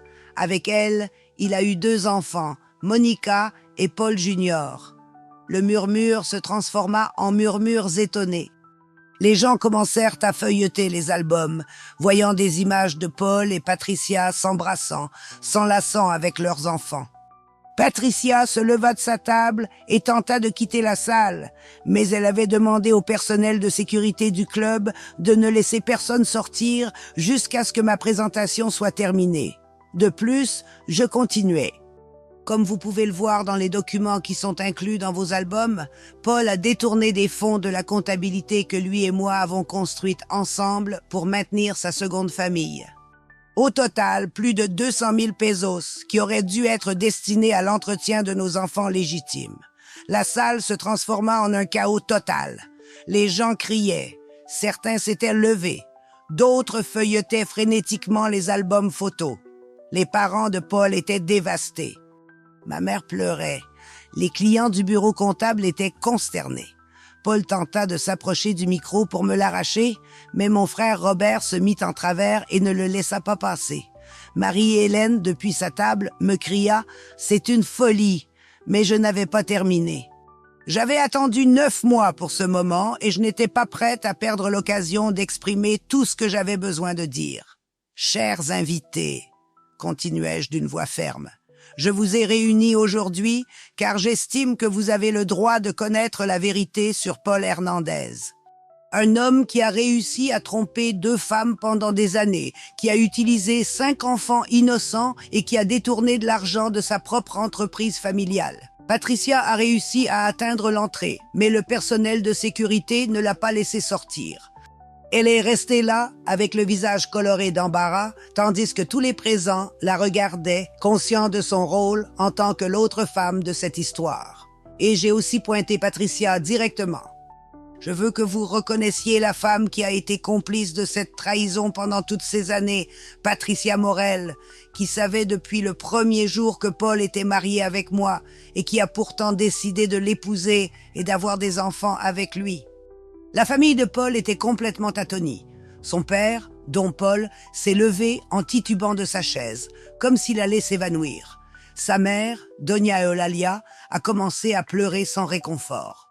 Ses frères avaient l'air furieux, mais ils ne savaient pas s'ils devaient être en colère contre moi pour avoir rendu tout cela public ou contre lui pour avoir commis un acte si horrible. Les clients du cabinet étaient particulièrement consternés car ils se rendaient compte qu'ils avaient affaire à un homme capable de mener une double vie si complexe. Plusieurs d'entre eux ont commencé à murmurer entre eux, clairement inquiets pour leurs propres affaires comptables. Lundi matin, je vais procéder à la présentation formelle de la demande de divorce pour bigamie et fraude. Je demanderai également la restitution de tout l'argent que Paul a détourné de nos biens familiaux, ainsi que des compensations pour les années de tromperie et d'humiliation. Paul a finalement réussi à s'approcher de moi et m'a arraché le microphone. « Arrête !» s'est-il exclamé avec désespoir. « Tu n'avais pas le droit de faire ça. C'est entre nous. Pas devant eux tous. » « Je n'avais pas le droit ?» lui ai-je répondu en reprenant le microphone.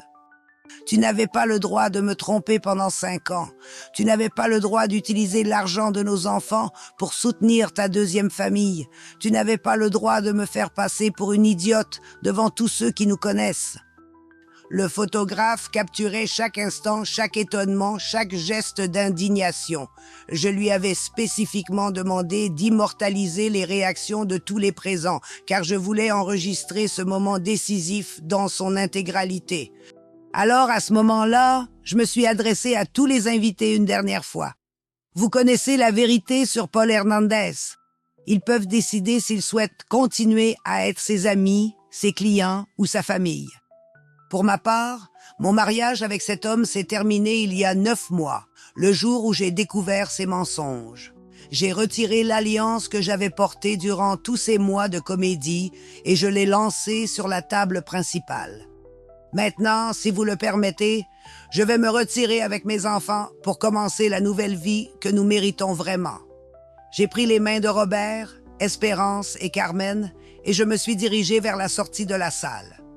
Tous les présents sont restés dans un silence total, observant notre départ. Derrière nous, j'ai entendu Paul crier mon nom, mais je ne me suis pas retourné du tout. En arrivant au parking, les enfants m'ont demandé ce qui s'était passé, pourquoi ils avaient crié de cette façon à papa et pourquoi tout le monde semblait si en colère. Robert, qui avait déjà 11 ans, avait partiellement compris ce qui se passait. « Papa a-t-il une autre famille ?» m'a-t-il demandé. « Oui, mon fils, » lui ai-je répondu. « Papa nous a menti pendant de nombreuses années, mais nous ne vivrons plus dans le mensonge. Désormais, nous aurons une vie honnête, juste nous 4. Cette nuit-là, à la maison, pendant que les enfants dormaient, je me suis assise dans le salon et, pour la première fois en 9 mois, j'ai ressenti une paix complète. J'avais réalisé quelque chose que je n'avais jamais cru capable de faire. J'avais pris le contrôle total d'une situation où j'avais été la victime et j'avais réussi à en faire ma victoire. Le lendemain, tous les médias locaux ont relayé l'histoire. Une femme expose la bigamie de son mari lors d'une célébration publique, disait le titre du journal. L'info s'est répandue dans la ville de León, puis dans tout l'État de Guanajuato. Paul Hernandez était devenu l'homme le plus célèbre de la région, mais pour de mauvaises raisons. Les jours qui ont suivi la célébration ont été un véritable tourbillon d'activités légales, sociales et émotionnelles. Le lundi 17 février, comme promis dans mon discours, mon avocat a officiellement déposé toutes les plaintes, divorce pour bigamie, fraude, détournement de fonds et préjudice moral. L'affaire a suscité tant d'effervescence que plusieurs journaux nationaux ont envoyé des journalistes à León pour couvrir l'histoire. Paul a essayé de me contacter toute cette semaine-là, mais j'avais déjà changé les serrures de la maison et j'avais dit à mes enfants de ne pas répondre au téléphone. Finalement, il a dû me contacter par l'intermédiaire de mon avocat pour demander une réunion afin de régler les choses de manière civilisée.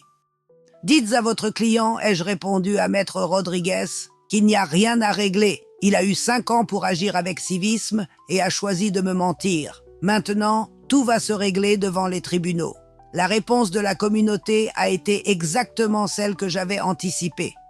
Les clients de l'entreprise ont commencé à annuler leurs contrats immédiatement. Personne ne voulait confier ses affaires comptables à un homme qui avait prouvé son manque d'honnêteté dans sa vie personnelle. En moins de 2 semaines, Paul avait perdu plus de 80% de sa clientèle. Les voisins de notre quartier ont également commencé à le traiter de manière complètement différente. Avant, ils le saluaient avec respect en le croisant dans la rue, mais maintenant, ils le désignaient du doigt et murmuraient dans son dos. Les parents des amis de mes enfants venaient me voir pour exprimer leur soutien et leur admiration pour le courage avec lequel j'avais géré la situation. Au collège où je travaillais, mes collègues étaient devenus mes plus ferventes admiratrices. La directrice Marie-Hélène me disait « Vous avez prouvé que les femmes de notre génération peuvent aussi être fortes et faire valoir nos droits. Vous êtes un exemple pour nous toutes. » Mais peut-être la réaction la plus gratifiante a été celle de la famille de Paul. Son père, Dom Paul, m'a rendu visite 1 semaine après la fête. C'était un homme traditionnel et très religieux. Il était totalement gêné par ce que son fils avait fait. Marie-Hélène m'a raconté qu'en étant assis dans mon salon, il m'a dit « Je tiens à m'excuser pour le comportement de Paul. En tant que son père, je sens que j'ai échoué à lui enseigner les bonnes valeurs. Ce qu'il a fait à vous et aux enfants est inacceptable. » Doña Eulalia, sa mère, est également venue me rendre visite plusieurs jours plus tard, en pleurs pendant qu'elle parlait avec moi. « Marie-Hélène, vous avez toujours été la belle-fille parfaite. Vous avez pris soin de mon fils, vous m'avez donné 3 merveilleux petits-enfants et vous avez toujours été respectueuse envers nous. Je ne comprends pas comment Paul a pu vous faire ça après tout ce que vous avez sacrifié pour lui. » Les frères de Paul sont également venus pour exprimer leur soutien. Sa sœur Sylvie, qui avait été ma camarade à l'école normale et par qui j'ai dû connaître Paul, était particulièrement peinée. « Si je ne t'avais pas amené chez moi ce jour-là, m'a-t-elle confié, rien de tout cela ne serait arrivé. Je me sens coupable de t'avoir présenté à un homme qui t'a causé tant de douleur. Cependant, le soutien le plus significatif pour moi a été celui de mes propres enfants.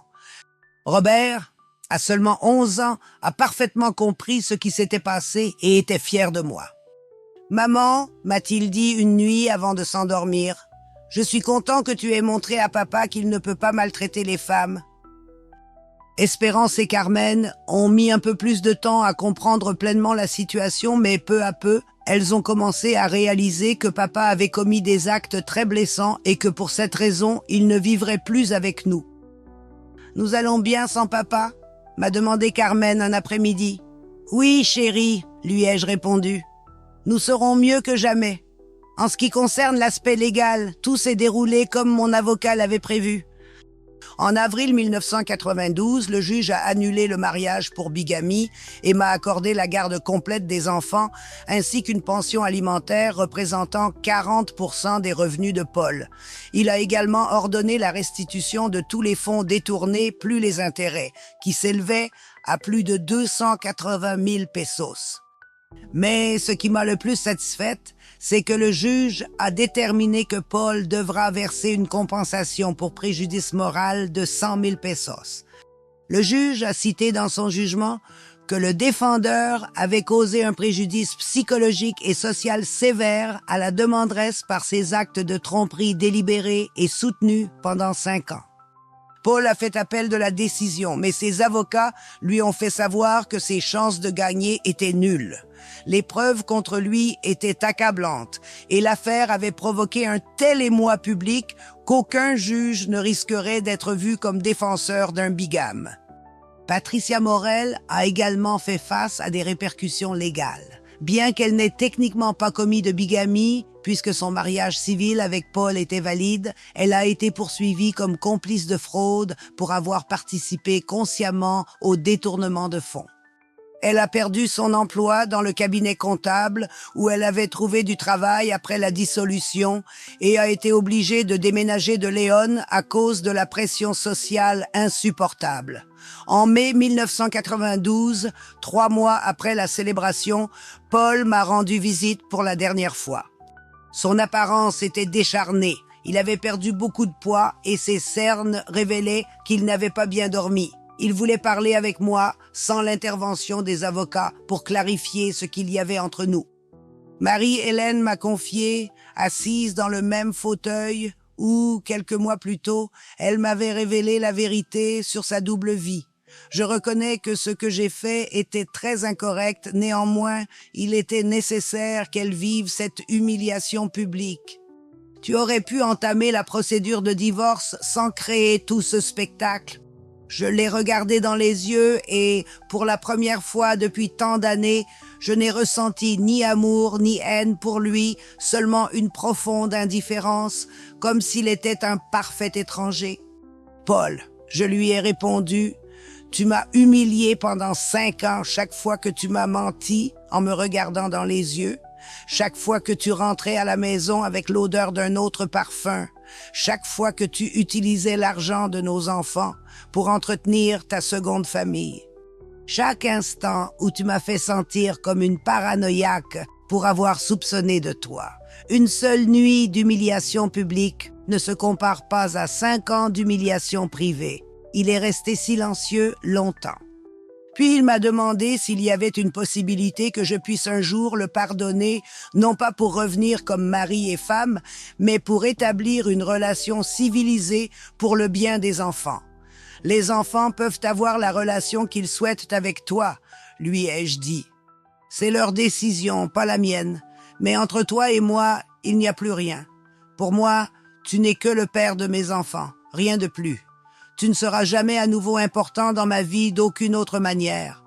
Ce fut la dernière fois que nous avons eu une conversation personnelle. Après cela, toute communication entre nous s'est faite par l'intermédiaire de nos avocats ou s'est limitée exclusivement aux enfants. Cependant, le plus significatif de ce processus a été comment ma perception de moi-même a changé. Pendant 35 ans de ma vie, j'avais été la fille obéissante, l'étudiante assidue, l'épouse soumise, la mère sacrifiée. J'ai toujours priorisé les besoins des autres sur les miens.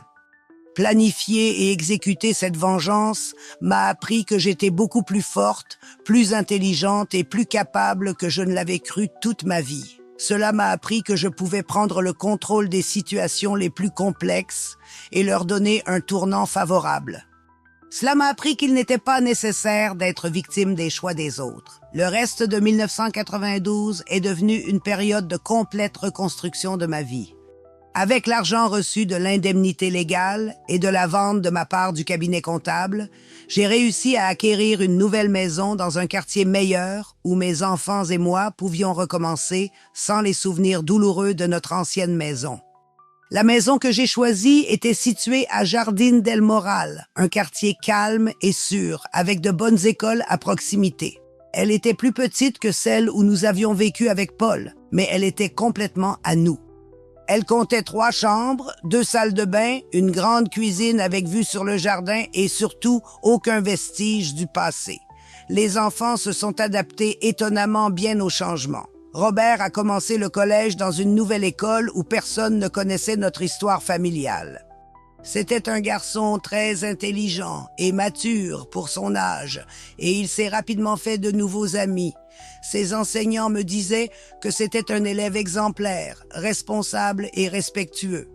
Espérance, qui avait 11 ans, ressentait au début plus l'absence de son père que les 2 autres, mais peu à peu, elle a commencé à apprécier la stabilité émotionnelle que notre nouvelle vie offrait. Il n'y avait plus de disputes à la maison, ni de tensions constantes, ni de mensonges. « Maman, m'a-t-elle dit un après-midi, j'aime mieux notre nouvelle maison parce qu'ici, tu es toujours heureuse. » Carmen, la plus jeune avec 8 ans, s'est adaptée plus rapidement que tous. Les enfants de cet âge sont très résilients et pour elle, la nouvelle maison est devenue son foyer habituel. Elle a commencé à prendre des cours de piano dans une académie voisine et a montré un grand talent musical. En ce qui concerne mon travail, j'ai obtenu une promotion à l'école primaire où j'enseignais. La directrice m'a nommée coordinatrice académique, un poste qui impliquait plus de responsabilités, mais aussi un meilleur salaire et plus de prestige. Marie-Hélène m'a dit quand elle m'a offert le poste, « Vous avez montré un caractère fort et une capacité de leadership remarquable. Nous pensons que vous pouvez contribuer de manière significative à la croissance de notre institution. » J'ai également commencé à étudier l'après-midi. Je me suis inscrite à un programme de maîtrise en éducation à l'Université de León. J'avais toujours souhaité poursuivre mes études, mais les responsabilités du mariage et du foyer m'en avaient empêché. Maintenant, avec des enfants plus grands et plus indépendants, je pouvais enfin poursuivre mes propres objectifs académiques. Les week-ends sont devenus de véritables moments de qualité avec mes enfants. Nous allions au cinéma, visitions des musées et faisions des pique-niques dans le parc. Les dimanches matins, nous prenions plaisir à partager un petit déjeuner au lit, tout en regardant des dessins animés à la télévision. C'étaient des moments simples, mais remplis d'un bonheur authentique que je n'avais pas ressenti depuis des années.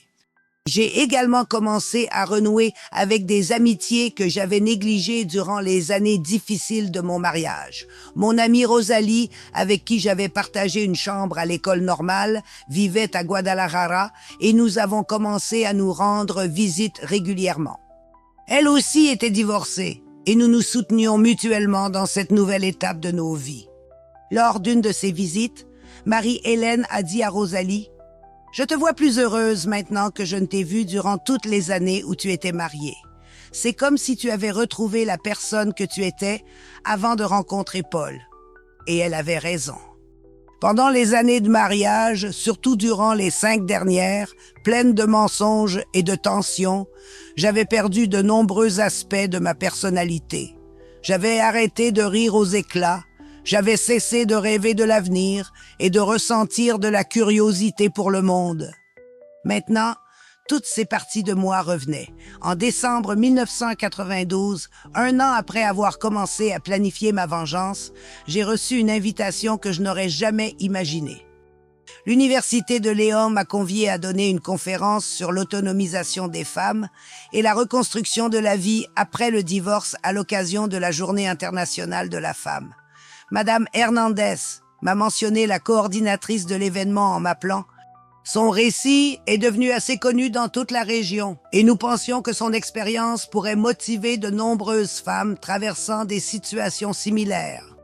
Au début, j'ai ressenti une grande timidité à l'idée de parler publiquement de quelque chose d'aussi intime. Mais j'ai ensuite réfléchi que si mon expérience pouvait aider d'autres à trouver la force de revendiquer leurs droits, cela en valait la peine. La conférence a eu lieu en mars 1993 dans l'auditorium principal de l'université. Plus de 300 femmes étaient présentes, des femmes au foyer, des étudiantes, des professionnels, des femmes âgées et de jeunes diplômés du lycée. Toutes étaient désireuses d'entendre de ma propre voix comment j'avais réussi à avancer après une trahison aussi douloureuse.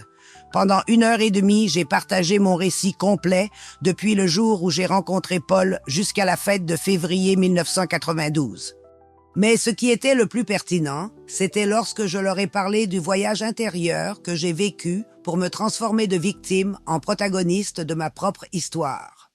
Mes amis, je leur ai dit à la fin de la conférence, pendant de nombreuses années, j'ai cru que ma valeur en tant que femme dépendait d'avoir un mari et de maintenir un mariage. J'ai pensé que mon devoir était de servir les autres et de toujours reléguer mes besoins.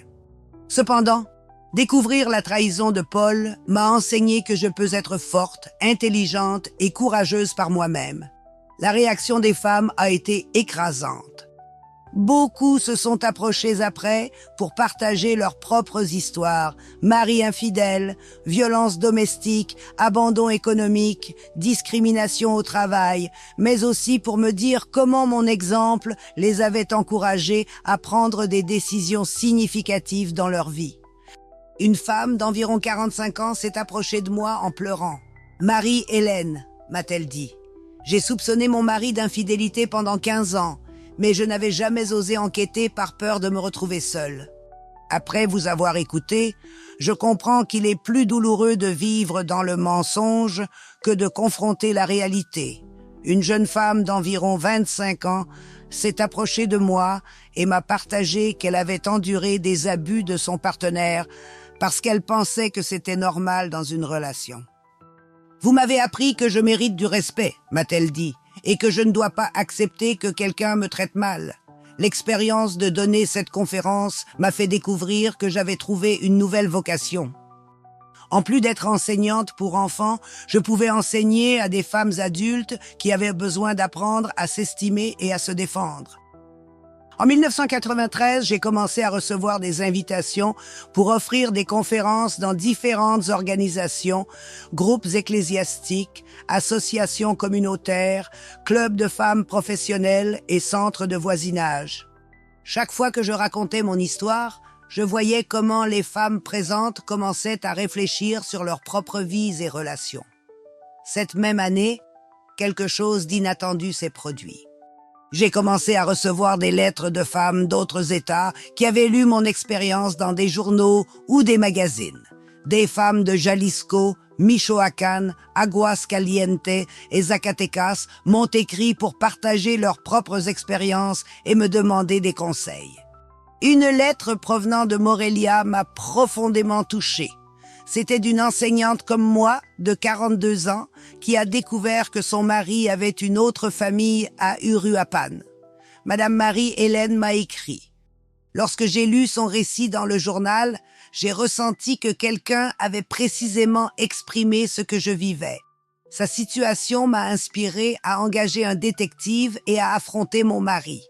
Maintenant, je suis en train de divorcer et pour la première fois depuis des années, je me sens en paix avec moi-même. Ces lettres me procuraient une profonde satisfaction. Ma revanche contre Paul était quelque chose de personnel. Motivé par la colère et la douleur, mais sans l'avoir planifié, cela s'est transformé en quelque chose de plus significatif, un modèle pour d'autres femmes sur la manière de reprendre le contrôle dans des situations où l'on a été victime. En ce qui concerne Paul, en 1993, je n'ai pas beaucoup su de lui. Les enfants lui rendaient visite toutes les 2 semaines, comme l'avait ordonné le juge, mais il partageait rarement des détails sur ses visites. À travers des commentaires de tierces personnes, j'ai su qu'il avait définitivement fermé son cabinet, qu'il avait trouvé un emploi comme salarié dans une entreprise comptable et que sa relation avec Patricia avait pris fin après le scandale public. Une fois, Robert m'a dit que papa s'était installé dans un petit appartement près du centre de Léon et qu'il semblait très triste quand il lui rendait visite. « Est-ce que tu as de la peine pour ton papa ?» lui ai-je demandé. « Un peu, m'a-t-il répondu, mais je comprends aussi pourquoi tu as fait ce que tu as fait. Il nous a tous trompés pendant longtemps. » En décembre 1993, alors que 2 ans s'étaient écoulés depuis le début de ma revanche, je réfléchissais à tout ce qui avait changé dans ma vie. J'avais une maison qui me plaisait, un travail qui me satisfaisait. J'étais en train de poursuivre un master. Mes enfants allaient bien et étaient heureux. J'avais découvert une nouvelle vocation en aidant d'autres femmes et, pour la première fois depuis de nombreuses années, je me sentais complètement maîtresse de mon avenir. Mais ce qui était le plus significatif, c'était que j'avais retrouvé quelque chose que je ne savais pas avoir perdu. Le respect de moi-même.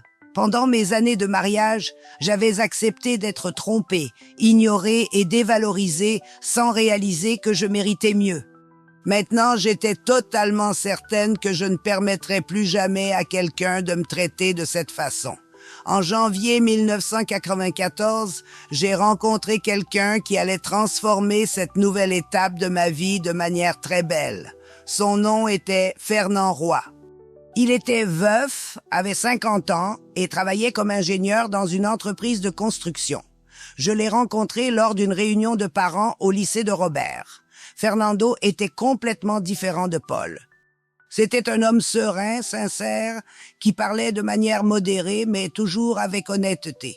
Il avait perdu sa femme dans un accident de voiture 3 ans auparavant et élevait seul son fils Didier, qui avait le même âge que Robert et était devenu très ami avec lui. Au début, nos discussions tournaient autour des enfants et des activités scolaires, mais peu à peu, nous avons commencé à avoir des conversations plus profondes. Il savait qui j'étais. Mon histoire avait été si publique que la plupart des gens à Léon la connaissaient, mais il ne me posait jamais de questions embarrassantes ni ne me traitait comme une curiosité. Marie-Hélène m'a dit un après-midi, alors que nous attendions nos enfants après un match de football. J'admire beaucoup la façon dont il a su prendre soin de sa famille après tout ce qui s'est passé. Didier et moi avons également dû apprendre à vivre seuls et je sais combien cela peut être compliqué. Pendant plusieurs mois, nous avons forgé une belle amitié. Fernando nous invitait, mes enfants et moi, à déjeuner chez lui les dimanches où il préparait de délicieux plats qu'il avait appris à faire après être devenu veuf. Je les invitais à dîner chez moi et nous profitions de longues discussions sur tout. Le travail, les enfants, les projets futurs, les livres que nous avions lus. C'était une relation totalement différente de celle que j'avais eue avec Paul. Avec Fernando, il n'y avait pas de drame, pas de passions intenses, ni de promesses démesurées, mais il y avait quelque chose de bien plus précieux, la paix, le respect mutuel et une connexion authentique où nous pouvions tous les deux être totalement nous-mêmes. En juillet 1994, Fernando m'a demandé formellement si nous pouvions être ensemble. Marie-Hélène m'a dit une nuit, après le dîner, alors que les enfants regardèrent la télévision. J'ai beaucoup réfléchi à nous. Je pense que nous pourrions développer une belle relation si vous êtes d'accord.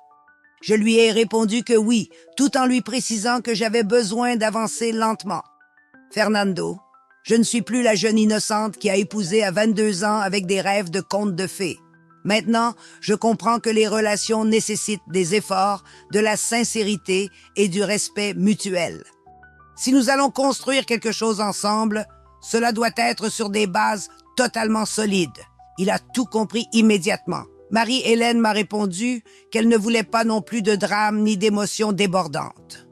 Elle cherchait un compagnon de vie, quelqu'un avec qui elle pourrait profiter des années qui lui restent de manière sereine et heureuse.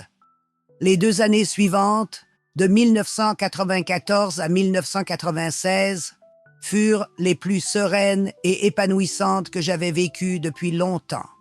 Ma relation avec Fernando a progressivement évolué, fondée sur le respect, la confiance et une véritable affection. Il n'a jamais essayé de me presser vers le mariage ou des décisions hâtives. Il comprenait que j'avais besoin de temps pour retrouver pleinement confiance en quelqu'un.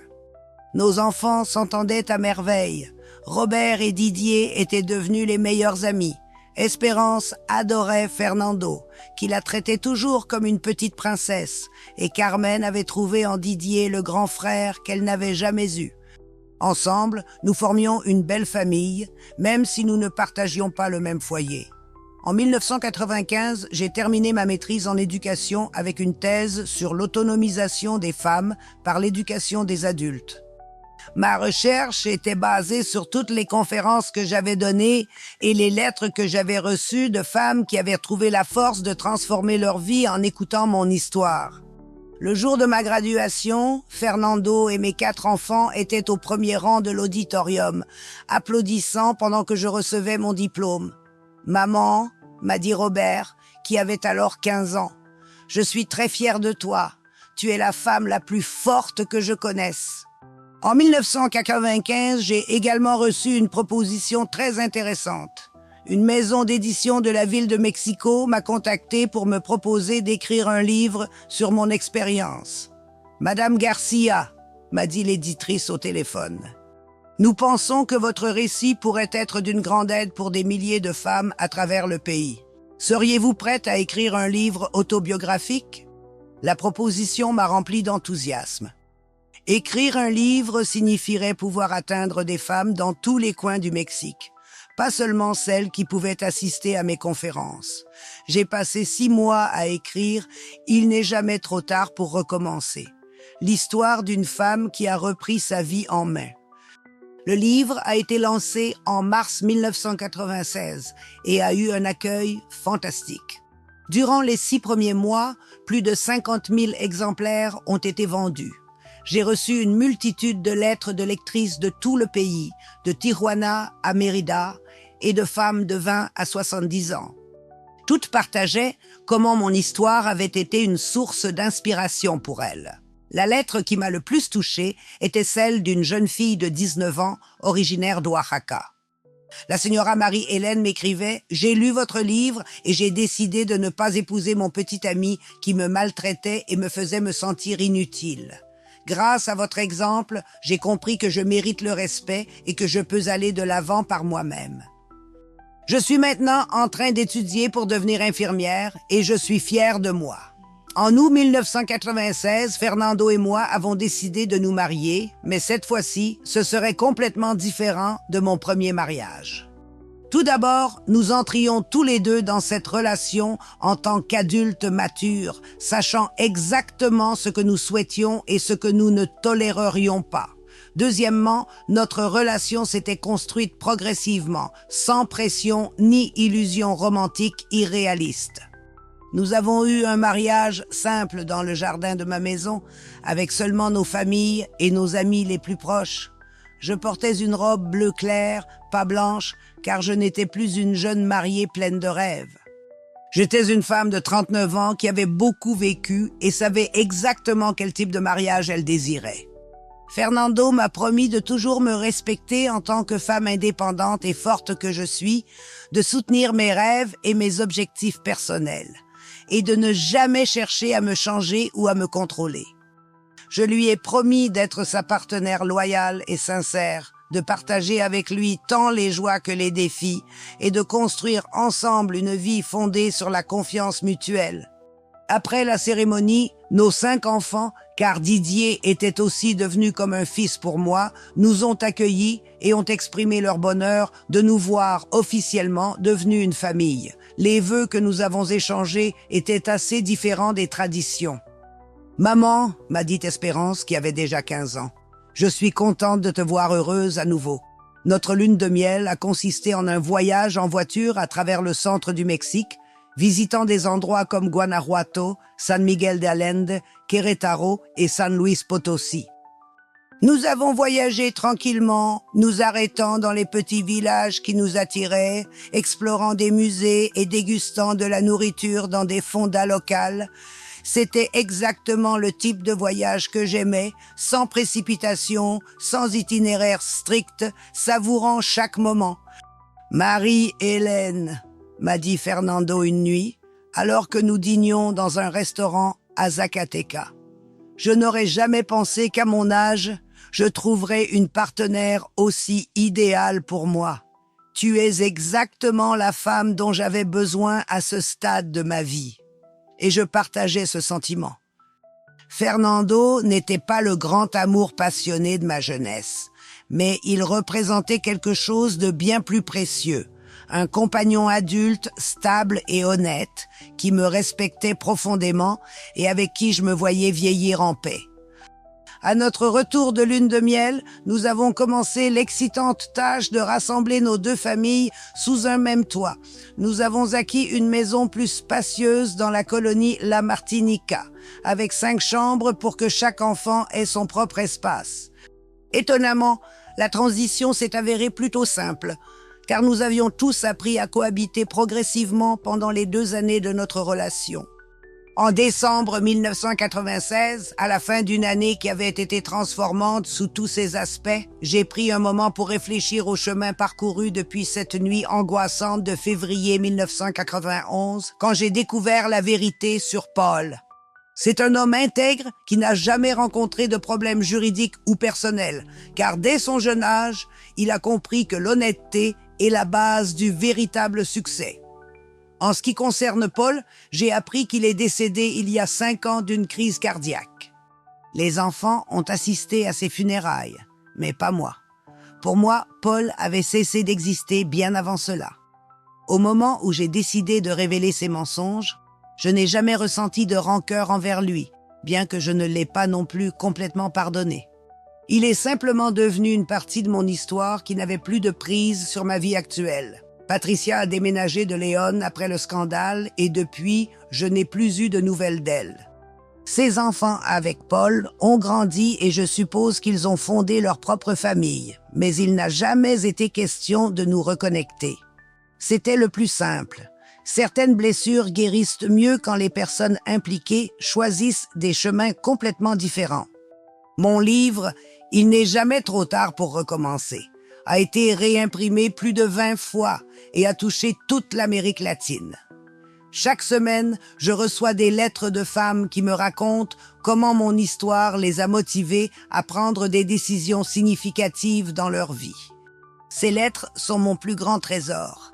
Au cours de ces 30 dernières années, j'ai donné plus de 500 conférences dans des universités, des organisations féminines, des centres communautaires et des entreprises. Mon message est resté constant. Les femmes méritent d'être respectées, valorisées et traitées avec dignité. Et lorsque cela n'arrive pas, nous avons la force et l'intelligence nécessaires pour changer nos circonstances. J'ai été témoin de l'évolution du Mexique au fil des ans. Les femmes d'aujourd'hui bénéficient de plus d'opportunités, de droits légaux et de soutien social pour faire face à des problèmes dans leur mariage. Cependant, il reste encore beaucoup à faire. Il existe encore des femmes qui subissent des abus parce qu'elles pensent n'avoir pas d'autres options. Certaines privilégient encore les besoins des autres au détriment des leurs tout au long de leur vie. À toutes ces femmes, je souhaite transmettre ce que je leur ai dit pendant 30 ans. C'est un homme de droiture qui n'a jamais eu de problèmes légaux ou personnels, car il a compris dès son jeune âge que l'honnêteté est la clé de tout succès véritable. En ce qui concerne Paul, j'ai appris qu'il est décédé il y a 5 ans d'une crise cardiaque. Les enfants ont assisté à ses funérailles, mais moi, je n'y étais pas. Pour moi, Paul avait cessé d'exister bien avant cela. Le moment où j'ai décidé de révéler ses mensonges, je n'ai plus ressenti de ressentiment envers lui, bien que je ne lui ai pas accordé un pardon total. Il est simplement devenu une partie de mon passé qui n'influençait plus mon présent. Patricia a quitté Léon après le scandale et je n'ai jamais eu de nouvelles d'elle. Ses enfants avec Paul ont grandi et, je suppose, ont formé leur propre famille. Mais nous n'avons jamais été en contact. C'était mieux ainsi. Certaines blessures guérissent plus efficacement lorsque les personnes concernées empruntent des chemins totalement différents. Mon livre « Il n'est jamais trop tard pour recommencer » a été réimprimé plus de 20 fois et a été distribué dans toute l'Amérique latine. Je reçois chaque semaine des lettres de femmes qui me racontent comment mon histoire les a motivées à prendre des décisions significatives dans leur vie. Ces lettres sont mon plus grand trésor.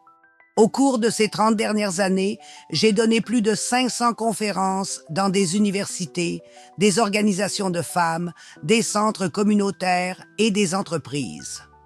Mon message est resté constant. Les femmes méritent d'être respectées, valorisées et traitées avec dignité. Et quand cela ne se produit pas, nous avons la force et l'intelligence nécessaires pour transformer notre situation. J'ai observé comment le Mexique a évolué de manière significative au cours de ces années. Les femmes aujourd'hui ont plus d'opportunités, de droits légaux et de soutien social pour faire face à des conflits matrimoniaux. Cependant, il reste encore un long chemin à parcourir. Des femmes tolèrent encore des abus parce qu'elles croient ne pas avoir d'alternative. Il existe encore des femmes qui mettent les besoins des autres avant les leurs tout au long de leur vie. À toutes celles-là, je veux transmettre le même message que j'ai partagé depuis 30 ans. Vous avez une grande valeur, vous méritez d'être respecté et vous possédez la force nécessaire pour transformer toute situation qui vous rend malheureuse, peu importe votre âge, que vous ayez 25 ou 65 ans, peu importe si vous avez de jeunes enfants ou des petits-enfants. Votre situation financière ne doit pas non plus être un obstacle. Il y a toujours un moyen d'élever votre qualité de vie si vous osez agir. La vengeance que j'ai concoctée contre Paul ne concernait pas seulement lui. C'était aussi à propos de moi. Il s'agissait de retrouver ma dignité, mon estime de soi et mon pouvoir personnel. C'était un acte pour me prouver que je n'étais pas une victime impuissante, mais une femme capable de prendre les rênes de son destin. Chacune d'entre vous possède cette même capacité en elle. Peut-être n'avez-vous pas besoin d'organiser une vendetta publique comme la mienne. Peut-être que votre situation nécessite une approche différente, mais toutes vous avez l'intelligence, la force et le droit de revendiquer une vie plus satisfaisante. Si j'ai appris quelque chose en 68 ans d'existence, c'est que jamais, en aucun cas, il n'est trop tard pour recommencer. Peu importe combien de temps vous avez passé dans une relation qui ne vous a pas favorisé, ni combien de fois vous avez mis les besoins des autres avant les vôtres. Peu importe combien de fois vous avez ressenti que vous ne valiez pas mieux. Aujourd'hui peut marquer le début d'une nouvelle étape dans vos vies. Aujourd'hui, vous pouvez décider que vous méritez de vous valoriser, de vous respecter et de vous défendre. Aujourd'hui, vous pouvez commencer à façonner la vie que vous désirez réellement.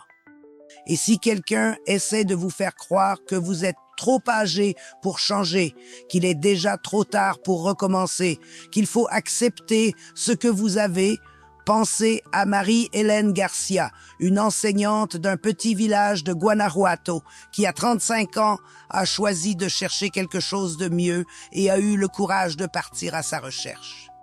Chers amis, ceci a été mon histoire, un récit de souffrance, mais aussi de victoire. Une histoire de trahison, mais aussi de justice. Une histoire d'humiliation, mais aussi de dignité retrouvée. Je vous remercie de m'avoir accompagné dans ce parcours, dans mes mémoires. J'espère que ce que j'ai partagé vous sera utile, que ce soit pour prendre des décisions significatives dans vos vies ou pour soutenir une femme dans votre famille qui traverse un moment difficile. N'oubliez jamais que vous avez de la valeur, que vous méritez du respect et qu'il y a toujours une opportunité de recommencer. Si vous avez apprécié mon récit, je vous serais reconnaissante de mettre un j'aime, de vous abonner à la chaîne pour d'autres histoires comme celle-ci et de commenter depuis quelle partie du Mexique vous nous suivez.